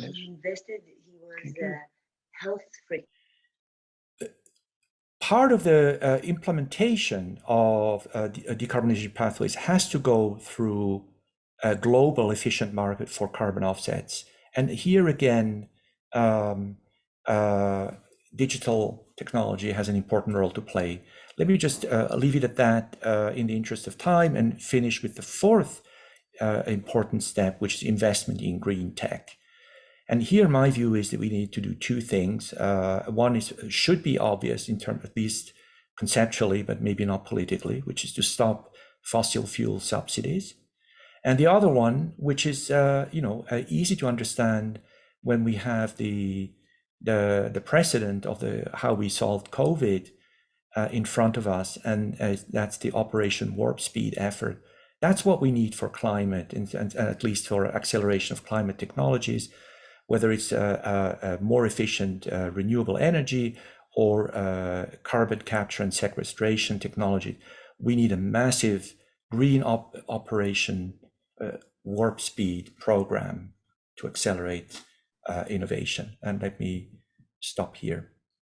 Thank you, Patrick. The discussant is Professor Eric Maskin. Eric is Adams University Professor of Economics and Mathematics at Harvard. Eric is a Nobel laureate and also a member of academic committee of Luohan Academy. Eric, please take it away. Thank you.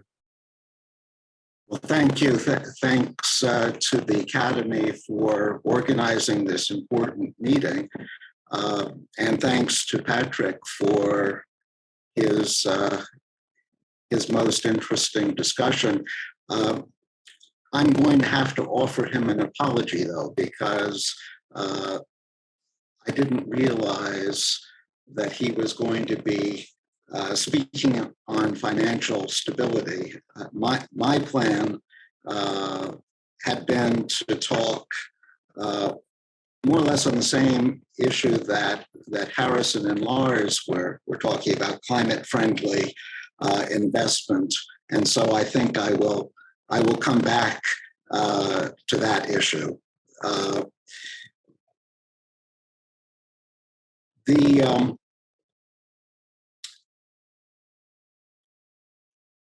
The ESG movement in investment has been attracting a lot of interest and momentum in recent years. Here, the E stands for environment, the S stands for society, the G stands for governance. I'm going to focus on the E part, the environment, and more specifically on climate change. And the idea is that investors. Eric, yes. I'm sorry to interrupt. Can you just sort of try to fix your microphone? It's I don't know if others are getting this, but there's a lot of echoes. Is that right? Okay, I'm not alone. Is any way? I'm afraid there's nothing I can do. All right, keep going then. That's all right. We can still hear you. It's just a little bit echo, that's all. So. Should I speak louder? No, that's fine. Your volume is great. It's just a little bit, yeah, that's fine.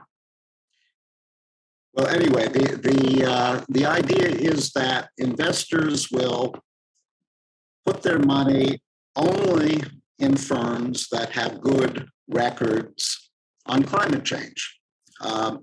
And as a result, firms will try to acquire and maintain good records on climate change. Now, interestingly, this idea goes against a view that prevailed for much of the 20th century, the idea that firms and investors in firms have no obligation to take on social concerns in their businesses, social concerns such as climate change. In fact, a famous proponent of this idea, Milton Friedman, went so far as to say that the sole responsibility of a firm is to make money for its shareholders, and doing anything else, such as reducing carbon emissions, is a violation of their fiduciary duty. Friedman's reasoning was that shareholders own the firm, and firms have a responsibility to act in shareholders' best interest. Shareholders invest their money in the firm to get a financial return, and so the firm should act accordingly. Of course, each shareholder is free to put her money toward any social goals she wants after earning her profit from the firm. For example, she can put the money into mitigating climate change, but the firm should not be doing this for her. In fact, there's no need for the firm to do this for her. So this argument sounds plausible and has certainly been very influential, but there's an important caveat to the logic, because it may turn out that many shareholders care about what the firm does socially.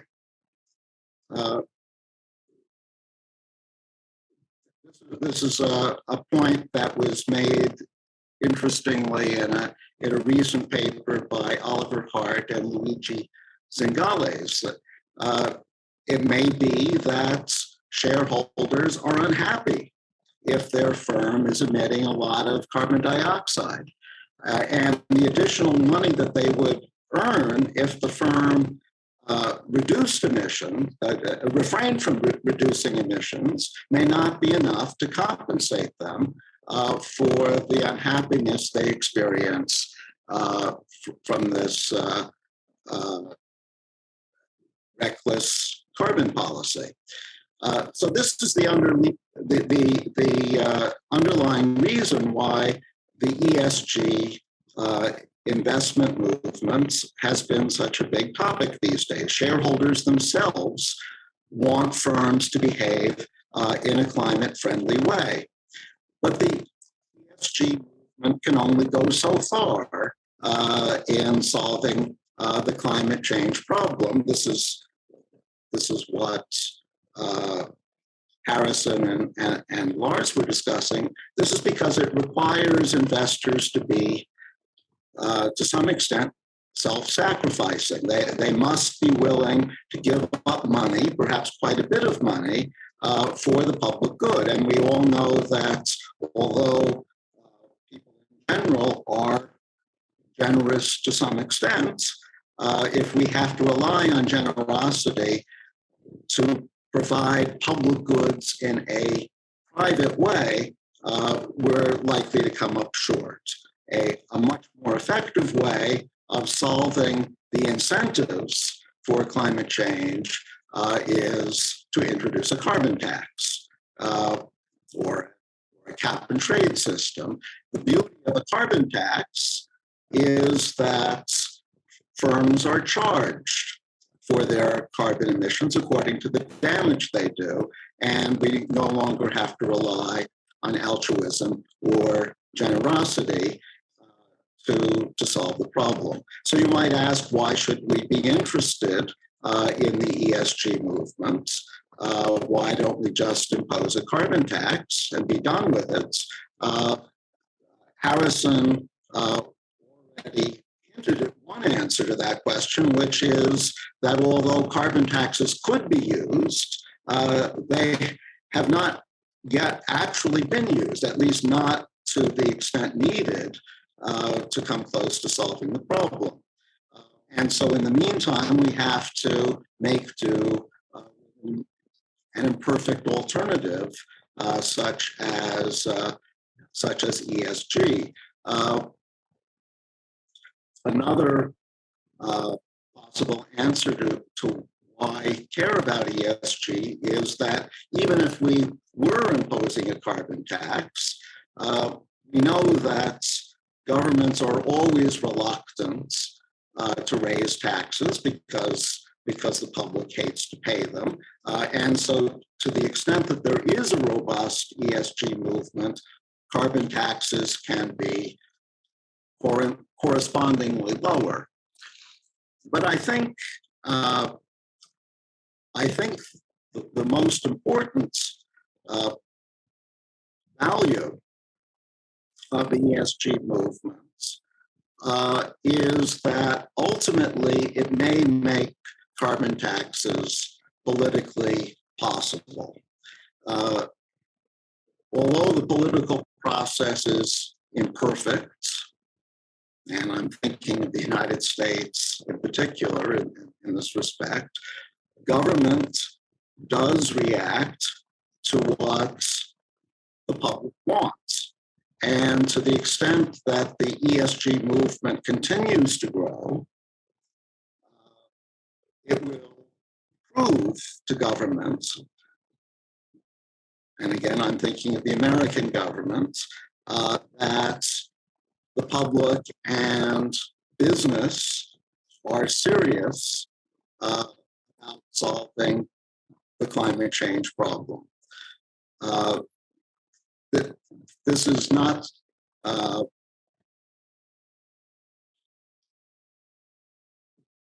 so much influencing public opinion, but rather influencing government itself. So I say more power, more green power to the ESG movement.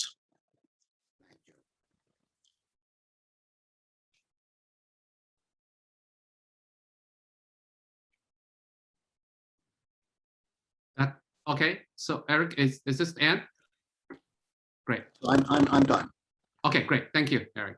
Okay, so we've heard 4 sets of presentations with presenters and discussants. Before we move to the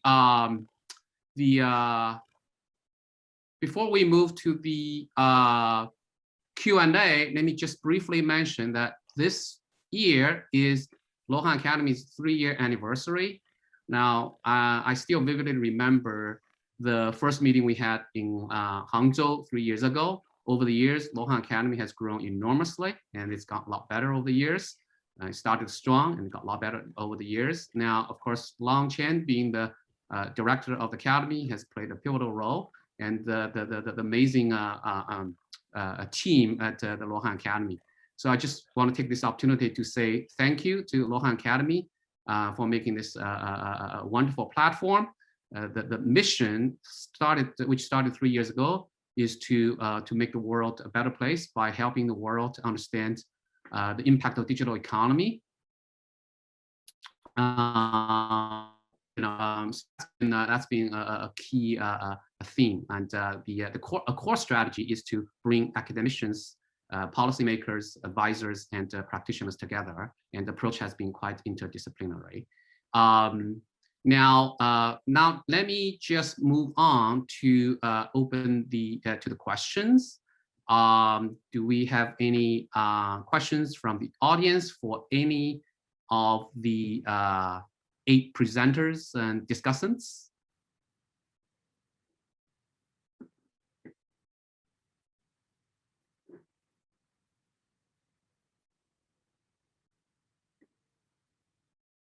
Any questions?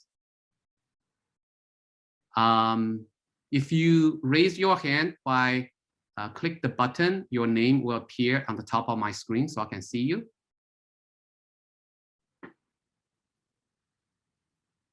Okay, so so let me see. Yeah, Alberto, please. Okay. Oh, so yeah, very interesting presentation. I had a question for Amit related to carbon removal. So how effective is carbon removal compared to the other strategies in the portfolio that we can have to limit carbon emission? Do you have like a sense of what is the cost and benefit of carbon removal strategy? Because it seems to me that if we could have efficient ways or effective ways of doing it, that would be obviously then the natural way to proceed.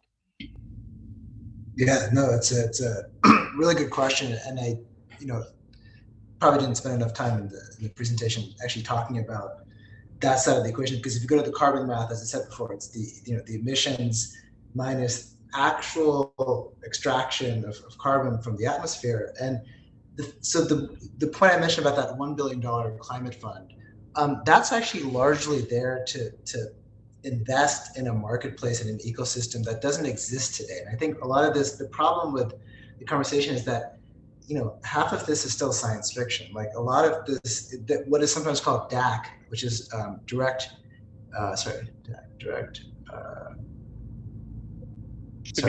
air capture. Yes, direct air capture. There you go. Thank you very much. Direct air capture. It's quite nascent, and as I was mentioning before, the technology-based approaches are.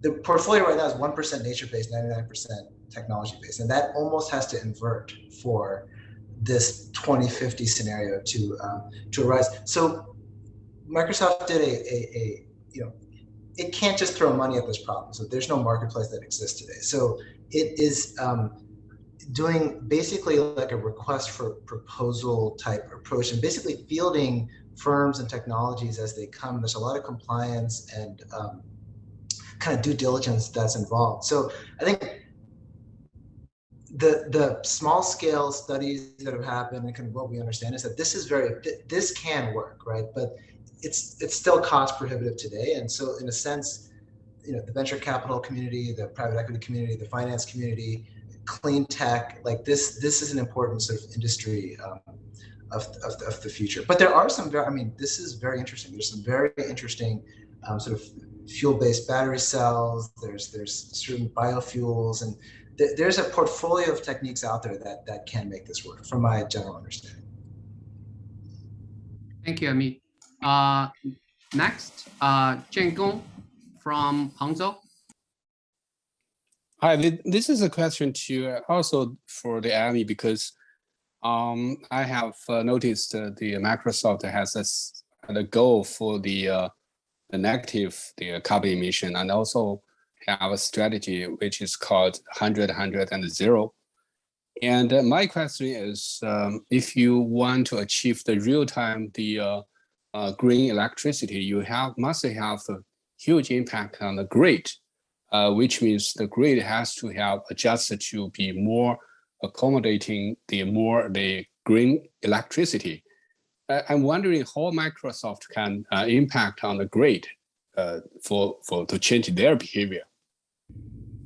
No, it's a really important issue. I didn't get a chance to flash a slide at the end, but that talks about a pilot project we have in Sweden that goes to exactly that point. So the question, just to kind of rephrase it, is just imagine renewable energy. The wind blows at 5 o'clock, and all your demand comes at 7 o'clock. There's going to be a mismatching between when you need the electricity and when the renewable energy is actually available. And so what current grids don't have is the ability to carbon stamp by the hour how much renewables are in that flow of energy that you're receiving. And so going to, I think the spirit of the conference, I mean, this is a digitization problem. And so this is really part of the decarbonization initiative. And I think maybe let me tie it back to Steve's point, because he made an important point that, look, big tech at the end of the day, I mean, it's maybe 0.5% of worldwide emissions, right? But what is the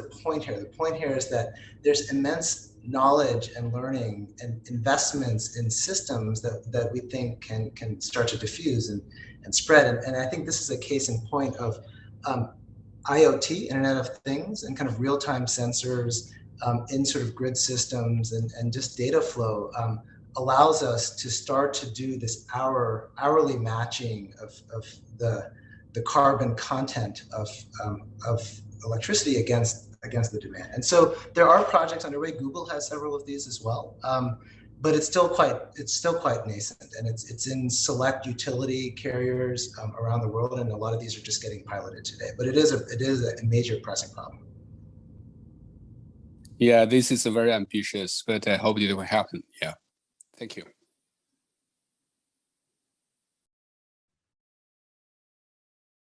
Martian, or sorry, somebody has a question, I heard. No, it's me, Neng. Sorry, Yes. Patrick. I wanted to add a few comments to what Amit said. And what the institutional challenge is here, beyond the technological challenge. So I think the big change with net zero targets is that we've gone, so conceptually from an economic perspective, the big change with net zero targets is we've gone from a price perspective on how to deal with the carbon externality to a quantity perspective. So that's what I meant by indicative planning. We're saying where we need to go. We are saying, what the pathway has to be. And then we let the system respond according to, what's assigned to them in terms of quantity targets. But the system will respond efficiently if we have a global offset market. Because, not everybody is Microsoft. Other companies can't do what Microsoft does. But what will they do? They will buy offsets from Microsoft or from other companies. And the problem we have today is we have globally, if you want, a scattered set of ETS markets, emission trading systems that are regulated and put in place as policy. We have informal offset markets that corporations use, and that's it. But whereas what we should do is you have a global market, offset market. And what will that do? It will allow not just the companies that can provide the carbon sequestration, for example. So it's a scale issue, right? The cost of carbon sequestration is a scale issue currently. If you have a global market, you could imagine a company in Iceland where the geological conditions are very good for sequestration, selling offsets to the whole rest of the world and sequestering carbon. It doesn't matter where you do it. And then you could have countries like Gabon or Brazil sell offsets by halting deforestation or growing their forests. So I think that's really the challenge where we need to go to get this going. So it's more than a technological challenge; it's an global institutional challenge. We need to have an organized, regulated, monitored offset market. Thank you, Patrick. Thanks for sharing. Maybe we can hold off the questions, and I just saw Professor Jeffrey Sachs came in. Maybe we can get the last set of presentation. We'll have a clean slate on the discussion. If I may hold the questions from Maskin. Thank you very much. The final topic of the day is how to sustain growth and realize net zero carbon goals in the digital age. The presenter is Professor Jeffrey Sachs. He's a university professor at Columbia, and he's been a global leader in sustainable development for many years. Jeff, please take it away. Thank you. Thank you very much. It's nice to see a lot of friends, a lot of teachers, people that I admire on the line. I hope I'm not too redundant in observations that I'll make. I'm speaking from the hall of the Food and Agriculture Organization, which is having a pre-summit meeting today on sustainable food systems. So that's the venue. I think the key points to start are, as everybody knows, how urgent the timeline is and how important net zero or net negative emissions are for just about any reasonable prospects for much of humanity in the coming decades. We're already on a trajectory very likely, I would say, to exceed the 1.5 degree C limit. We're at about 1.23 or 1.24 degrees C above pre-industrial, and the increase is somewhere around 0.25 to 0.3 degrees C per decade on the current trajectory. There are lots of tipping points, non-linearities that should be expected. We're probably living through a number of them this summer. So from a policy point of view, I think that even more important than pricing is just regulation. So a quantity system to get us to zero. No new coal, oil, or gas infrastructure. I think carbon capture and storage will play some role, but a modest one. I think we're basically going to zero carbon energy. And fortunately, we have a lot of it at very low cost. And we need to do it decisively. China has committed to net zero by 2060 and should actually achieve that well before 2050. And that is feasible. And I hope that the Chinese colleagues and scholars are looking at accelerated timelines. 2060 just isn't good enough for the world. Even a 50% chance of ending the century below 1.5 degrees C requires basically a net zero by 2050 or earlier. The basic trajectory is pretty clear. Clean power, basically zero carbon power, electrified transport, and green fuel carriers, probably hydrogen being the most important, made by clean electricity. And that can get us to almost a complete decarbonization of energy use. We still have lots of land use challenges, which contribute probably about a third of all greenhouse gases, about 20% of CO2, but a lot of methane, a lot of nitrous oxide. And so there's a lot of complex land use change that is needed. I think pricing can play a role, a supportive role. It's got one basic delicate point, which is if you put a tax on carbon emissions right now, you're mainly taxing old capital for a long time. So there's lots of arbitrary and politically dangerous redistribution. What we want to do is tax new decisions, real decisions, and that means phasing in the carbon tax, but basically a regulatory approach, I think, is pretty clear, and the technology pathways are clear. Where does digital fit in all of this? It is our profound ace in the hole. I think, on making a distributed green energy and transport system work. We need smart grids, at least 5G, though we'll be at 6 and 7 and 8G by mid-century. Decarbonization allows for lots of resource saving, for dematerializing lots of production, for allowing us to meet like this. We have saved lots of CO2 emissions, meeting face-to-face on Zoom rather than face-to-face in person. I don't know about you, but I like to teach my courses this way, actually, as a positive. I don't view it as a negative. I view it as a very natural way to teach. You can have students all over the world. You don't have to be in a classroom. You don't have to get in a car to go anywhere. And I think that that is extremely beneficial. Almost every core service, healthcare, education, finance, government service has a very substantial part that can be done digitally. And so I think we'll be moving to that kind of digital world.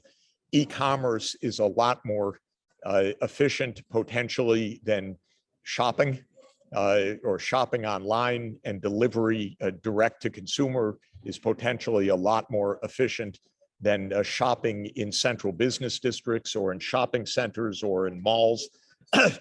So I think we'll have a lot of saving there. Working from home in general is a terrific thing, or working from anywhere is a terrific thing. And I think we should be aiming for a world that really has very little automobile ownership in the future, and take a lesson from Singapore or Hong Kong, where per capita car ownership in excellent transport systems is a fourth to a tenth of that of the normal development pathway. Will save a lot of development costs and accelerate development by having a digitized mobility as a service rather than automobile ownership in the future, which eats up a tremendous amount of material consumption and is a very, very heavy cost. I think if we think creatively about the digital world, costs come down phenomenally. So development, which is the corner of this project that I'm especially interested in, what poor countries can do. This is a fantastic leapfrog opportunity. You don't need to be near a doctor for at least half of your medical care. You don't need to be near a classroom or a teacher or a tutor for a tremendous amount of education. You don't ever have to see a bank again. You don't ever have to see a government agency again for your licenses, maybe with a few modest exceptions. And you don't ever have to own a car again. So if we think in these terms constructively, there is a tremendous leapfrog opportunity for poor countries in all of this. I'll just end the brief opening remarks by saying that if the US and China would cooperate on this rather than the US trying to make some boneheaded medieval new Cold War with China, we'd actually solve these problems a lot faster. As I get older, I marvel even more at the stupidity of my own country. But basically, we're in a neurotic phase in the United States, so China is the source of all our ills. It's very dangerous. We ought to be cooperating on solving the climate problem, the land use problem, the supply chain problems, and the cybersecurity problems and 5G problems together. We have to actually demilitarize these technologies. This is the biggest problem, which is all of these solutions are, quote, dual use. And once that's your mindset, it's impossible to get the single civilian use from the national security agenda. So we really have to demilitarize this digital technology. We need cyber treaties And we need a lot of confidence building between the US, China, and the European Union, but especially between the US and China. So I didn't say much about the dual side of things, the pricing and the incentive side. I talked about the primal side of this optimization problem. We need a tremendous saving of resources through digital, but the tools could not be better for that. And I think if we aim strongly for it, we accomplish development objectives as well as sustainability objectives. Neng, back to you. Thank you, Jeff. The discussant is Professor Sir Chris Pissarides. Chris is Regius Professor at the London School of Economics. He's a Nobel laureate and also a member of the Academic Committee of Luohan Academy. Chris, please take it away. I thank you very much, and thank you, Jeff, for those remarks. I wasn't sure what Jeff was going to talk about. I knew he wasn't going to have slides, so I decided not to have either. So there's some symmetry. You probably knew more than I did what I was going to talk about. Probably, well, I heard you a few times before. I saw that most of the panelists were microeconomists, so I decided to go for macroeconomics more explicitly. And I was toying between two topics. So one was structural change, the structural change required in labor markets for decarbonization, which is Joanna suggested to along, in fact, what I was going to present, but I decided to go for my other macro topic, which is the role of government to accelerate the path to sustainable growth, partly because there are so many people talked about sustainable growth rather than labor markets.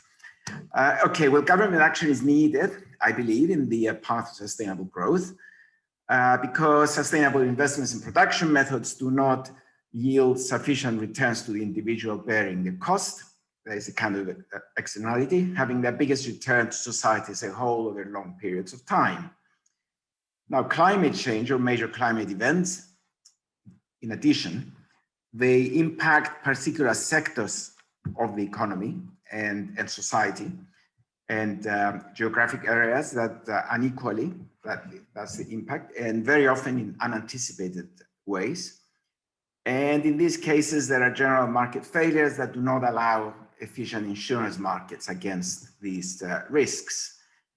I mentioned these risks especially because we have to realize that disasters will happen, whether we like it or not, climate disasters. So we have to plan adaptation policies as well as mitigation action. And practically every speaker I heard before was talking about mitigation rather than adaptation. How do we deal with these disasters? So I'll first briefly discuss the things that governments can do to give incentives to individuals and companies to behave in an environmentally sustainable way. And then I look at more direct measures that governments could take, especially in the age of COVID-19, which in fact relate to some remarks that Jeff has. Now, when we look at individuals, at households first, individuals, the key here, I think that governments should be taking more action is education. Now, how aware are individuals of climate risks, both prevention of greenhouse emissions and risks of disruptions from climate events? Not as aware as they should be, in my view. Modern research in the economics of education, Jim Hetman and friends, shows that the most effective investments in education are the ones that take place very early in life. So I believe that basic environmental instruction should begin with well-organized preschool instruction from age 3 or even earlier, using methods that children of that age can appreciate, just like children learn how to articulate words and sentences and how to play games that teach them about numbers and shapes. They should be taught about avoidance of waste, importance of environmental respect, such as tree planting, looking after plants and animals, and other related instructions. And all this can be done part of play. I don't see much of that happening in schools that I know, in the UK, in Cyprus, where I know the education system, a little bit is beginning in better schools, but there's certainly not enough in that, as research by the education labor economists has shown, it's going to be extremely important for the next generation. Now, governments, of course, have a key role to play here because most schools are state schools, and they decide governments influence, if not decide the curriculum. And environmental instruction should be part of the curriculum from the start of schooling. With time, such initiatives will result in a population that is aware of sustainability in the same way as they're aware of language, numbers, use of personal computers, and so on. Okay, let me now turn again briefly to companies. Now, modern companies have moved on from the days when the guiding principle was the Friedman Doctrine, which stipulated that the best way a company can serve the interests of society is to maximize the rate of return for its shareholders. A number of people mentioned that, especially Amit Gandhi with respect to Microsoft, Eric Maskin in his remarks, and others. Now, it's obviously wrong to believe what Friedman was saying some 30 years ago. Maximizing the rate of return is a short-term objective that ignores the damage that the company's actions can do to its stakeholders and especially to the environment. Even if a company does not do damage, maximizing rate of return will not contribute positively to sustainability. Nowadays, companies state many objectives in their mission statements. These generally cover the environment, the well-being of all their stakeholders, which includes employees, customers, and the local community. But whereas one finds frequent statements that emphasize these objectives, there is no enforcement mechanism of companies that ensures that they actually do it. In fact, what Amit was talking about is precisely the statement that Microsoft was making, but there isn't a legally binding enforcement mechanism. Companies are the product of the law. They are set up by law and they are regulated by law. The law should also test them against their stated social and environmental objectives, I believe. And if they fail these, there should be penalties. You know, a company is penalized if it fails on its pension commitments to its employees, but is not penalized if it fails in its environmental commitments, or at least promises to the local community. I don't think there should be a difference there. I think environmental and carbon commitments given to society as a whole, if you like, should be treated in the same way as those commitments given to individual employees or to its customers. Now, let me now turn to a more direct role that governments have and make some remarks about societies who are coming out of COVID-19. Now, governments do have a— If I may, 2 more minutes, please. Yeah, sure. Governments do have a more direct role to play, both in mitigating climate change by controlling greenhouse emissions, but also in preparing societies to deal with negative impact of climate change, be it fairly predictable events like rising sea levels or unpredictable ones like hurricanes and forest fires. 3 minutes I need. There are many reasons why governments should be ones to take action for sustainability, but the main ones are two. First, the externalities of private action that I mentioned before, that if left alone, people and companies underinvest in both mitigation and adaptation.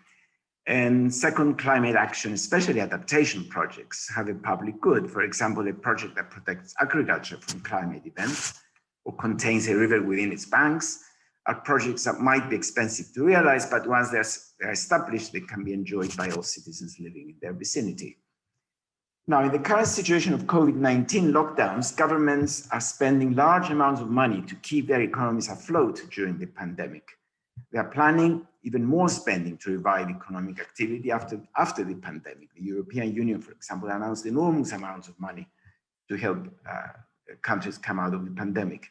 It would be a mistake, I believe, to come back after the pandemic and try to pop up ailing companies and subsidize workers to ensure that they take back their old jobs.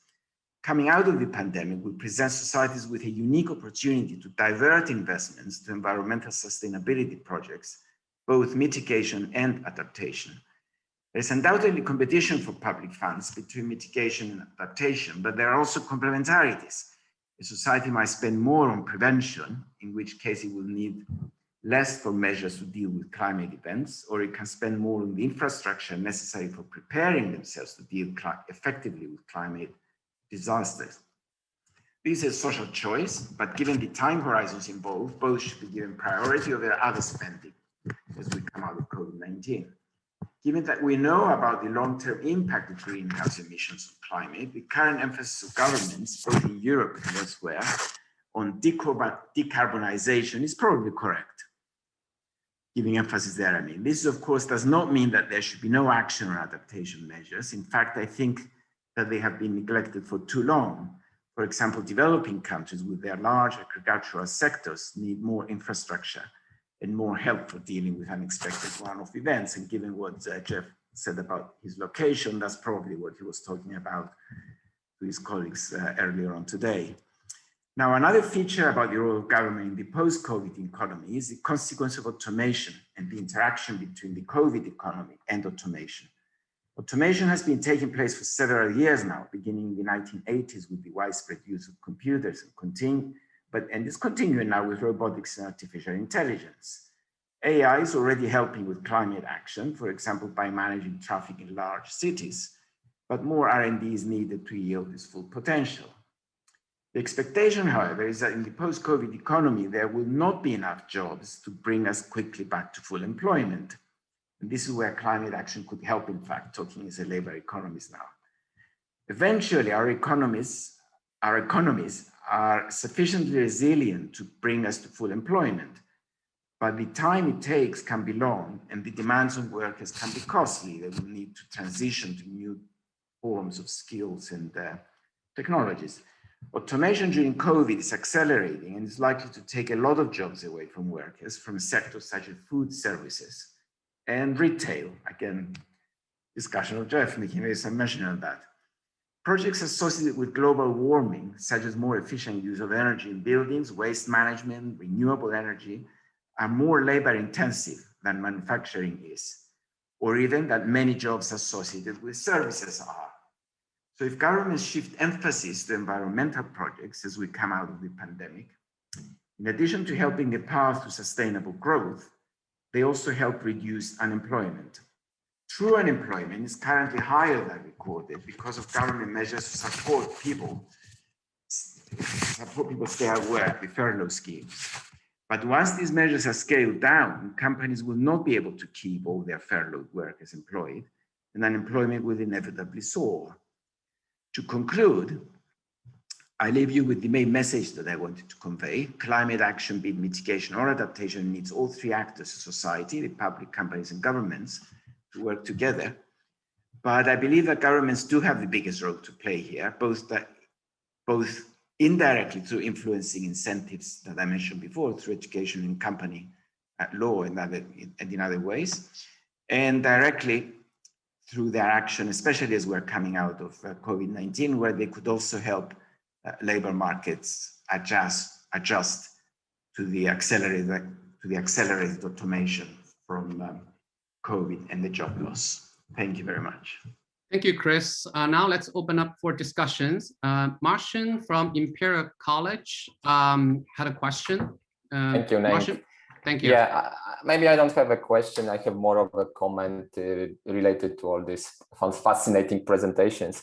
What I think I wanted to talk a little bit about is the link to this digitization phenomenon and what role I think the digital kind of sector could play. I think I wanted to start from the 80s kind of narrative. When I was a kid, I remember when the kind of earlier wave of climate discussion started. And what I think has killed it partly was basically lack of trust in science. I think there was a lot of kind of belief that there is too much of pushing the agenda that was actually not corresponding to the facts. So one thing where I think the companies like Alibaba, Apple, etc., Microsoft that were mentioned today could play is to actually endorse the facts. I think they have an enormous ability to actually project information.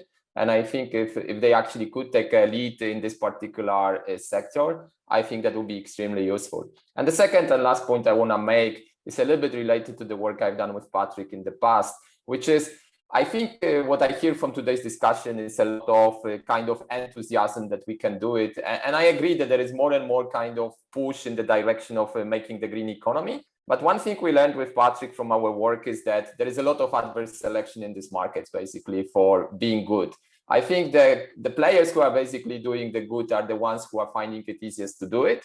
And in some sense, I don't think, contrary maybe to Professor Sachs' comments, I don't think it is enough. And I think we need a little bit more to actually make it kind of happen. And I think in this regard, what I think could help is if a digital economy could actually reduce this asymmetric information problem that we have. I think it's important that we give information that is actually widely available. It's not an information that people have to look at in corporate statements, etc. But it's information that we daily say download about the stock market. What is the carbon footprint of most of the companies of the world? I think these companies have this ability to do it. And maybe speaking a little bit about what Patrick said towards his end of his presentation, the big kind of elephant in the room are the private companies. And I think not for the reason that they necessarily have bad incentives to do something. I think it's also a story of direct costs. I think they are not able to actually produce information because it's too costly for them, especially if we talk about scope-free emissions, etc. And again, I think this is where the digital economy can help a lot, to actually take this cost of producing information on behalf of these companies, which otherwise would not be able to produce it in the first place, because that way we can actually work towards this basically collective equilibrium. Thanks. Thank you, Maskin. So I see 3 hands raised. Let me go the sequence here. Naki and Eric, and then Jeff. Naki, please. Thank you. I actually have a comment on the issue that Jeff raised, namely how to demilitarize the digital technologies. I think this is really important. I presume you were thinking about some kind of non-proliferation treaty on the autonomous weapons or digital weapons in general, but I had an impression that your comment was more broader. How to avoid this dual use of digital technologies and form coalitions so toward the green and digital. So I just wondered whether you can comment a little bit more. How do you see that process? Because I think it's a big barrier toward really achieving sustainable future if we don't manage to do social steering on digital technologies. Okay, we're going to collect it, and then maybe Eric next, and then we'll go back to Jeff. One thing that has not been discussed at this meeting, but I think bears some emphasis, it is the possibility of geoengineering solutions. We've been talking about greenhouse gases and either reducing emissions or even extracting these gases from the atmosphere. Another alternative that is sometimes discussed is putting particulates in the upper atmosphere to block sunlight and in effect reproduce the sort of volcanic activity that has reduced temperatures in the distant past. Now, this is something which could be very dangerous. If we started putting particulates in the atmosphere, who knows what the unintended consequences of that might be.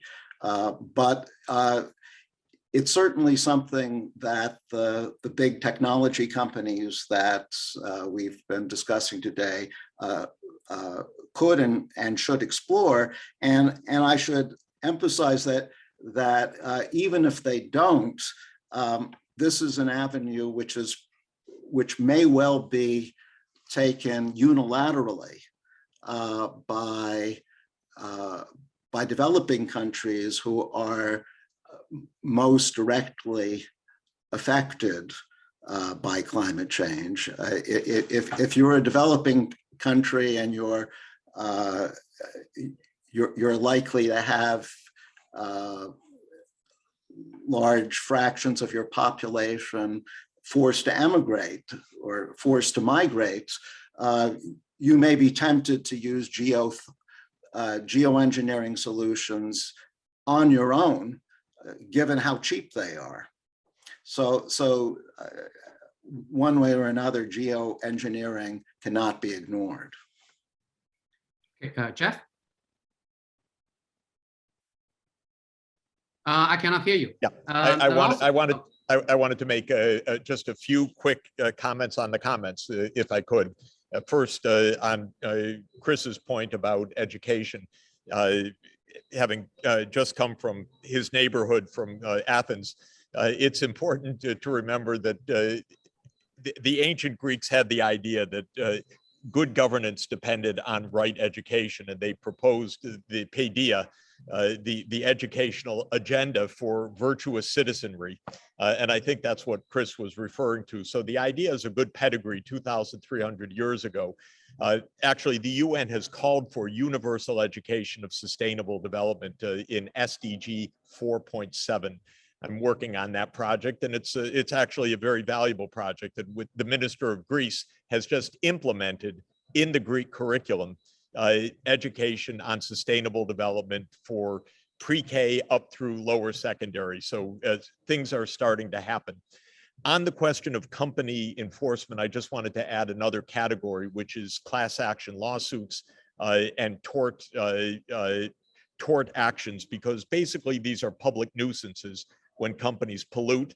There are many issues on that, but the idea of using the courts, I think, is actually a not bad way, with some successes recently.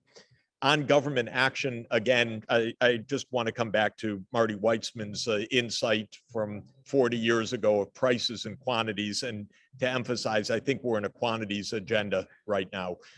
We really need to get to zero. We need to get there quickly. I think we know how to do it without too much mystery for 80 or 90% of the energy emissions, energy-related emissions. On mitigation and adaptation, which Chris also raised, it is the Paris Climate Agreement. It doesn't mean anything yet, but that there should be roughly equal financing of these two areas. On automation, I wanted to just add the word, we don't want jobs replacing the robots, in my view. We want more leisure over time, and so, or other uses of our time, like Keynes told us 81 years ago. So I think we ought to add in thinking about how AI and robots can add to other uses of time other than remunerated work. Martin may have misunderstood me. I'm not depending on anybody for good behavior, and the asymmetric information is a real one. I'm calling for regulations that you can't sell internal combustion engines after, Europe will say, after 2035, and such actual direct measures. By the way, on information, we're going to be at a stage where we can monitor CO2 emissions directly from satellites almost in real time. So this will be another point of overcoming information problems. On Naki's question about digital, one basic thing, the Pentagon is trying to wreck every US company by engaging it in large Pentagon contracts. And we ought to, on both the Chinese and the US side, if the Pentagon wants to engage in AI, let them figure it out themselves. Stop our civilian companies from becoming agents of the military. It's laughable that the US has just put Chinese companies on a long list. We won't deal with them. When, if you look at US Pentagon contracting, it's all our favorite companies. So I think that there are actual ways to make a broader division, in addition to the kind of treaty action, which has worked in the past and could work on cyber as well. And then finally, on geoengineering, Eric, on the sulfate masking, I don't know if it's because of masking and masking, but the universal consensus is it would be a disaster, not a solution. You can mask the sunshine with dimming, but you change every relevant pattern of underlying climate and crop productivity and all the rest. So precipitation patterns, other climatic patterns. I think the geoengineering, the ones that are on the table right now, are horrible. And we should not go down that road when we have a much more straightforward path. But it's true, we're not going down either path right now. So I don't want to overstate the point, but just to say that there are no credible propositions on the table. And the sulfates one is actually debunked year in, year out now on good modeling studies. Thank you, Jeff. We're running 4 minutes beyond the hour. In the interest of time, let me just conclude the today's program here. Long Chen, Long, are you online? Do you want to say something about Luohan Academy and today's program before we part? Thank you, everybody, by the way, for your being willing to stick around, for minutes. Yeah, so can you hear me? Yes, very well. Okay, so let me make a couple of last comments. Firstly, I think we all agree that the environmental issues are extremely important. And we all agree that to make this work, we need to measure the green behavior of products and to have some kind of green premium or discourage the carbon emission behavior. So that we'll agree. But I think it's not as clear is that I think we need to understand that a couple of approaches here. So in order to have the whole economy, the so-called circular economy to work, we need to have the top-down approach combined with the carbon market, carbon tax, that is important. But I think many sectors of the circular economy needs to be measured, incentives to be aligned to make it work. So I think there's this bottom-up marketplace approach. I was a little bit surprised that Steve mentioned how could we make consumers' preference to change. Well, it's not clear, but as from our experience, there are actually many market-based approach that actually can align the consumers and the business. And the several examples I mentioned, including forest, you have more than 500 million consumers. Actually, they contribute essentially to green behavior every day through that approach. So I can give many more examples. So I think there's a lot of hope that we shouldn't forget about the power of the marketplace. That's what I'm talking about. This is in addition to the carbon tax, carbon market we're talking about. This should complement to each other. But anyway, that's the only point I want to emphasize a little bit more. Finally, I guess this year it's sad that we couldn't see each other face to face. We can't have our annual meetings, but I'm so happy that after 3 years we're still having this kind of work conference. I'm really hoping that we can see many of you soon in China or somewhere, and that will be really fun. And we're so grateful to have you and to discuss the important issues we all care about as social scientists, about the issues we care about in the digital age. Let's continue. Thank you so much. Thank you, Long. Thank you, everyone. And give a round of applause to the Academy colleagues and friends in Hangzhou. Thank you, everyone. Thank you, presenters, discussants, and the audience, everyone, for a wonderful session. Thank you. I'll see you next time. Yeah, thank you. Bye-bye.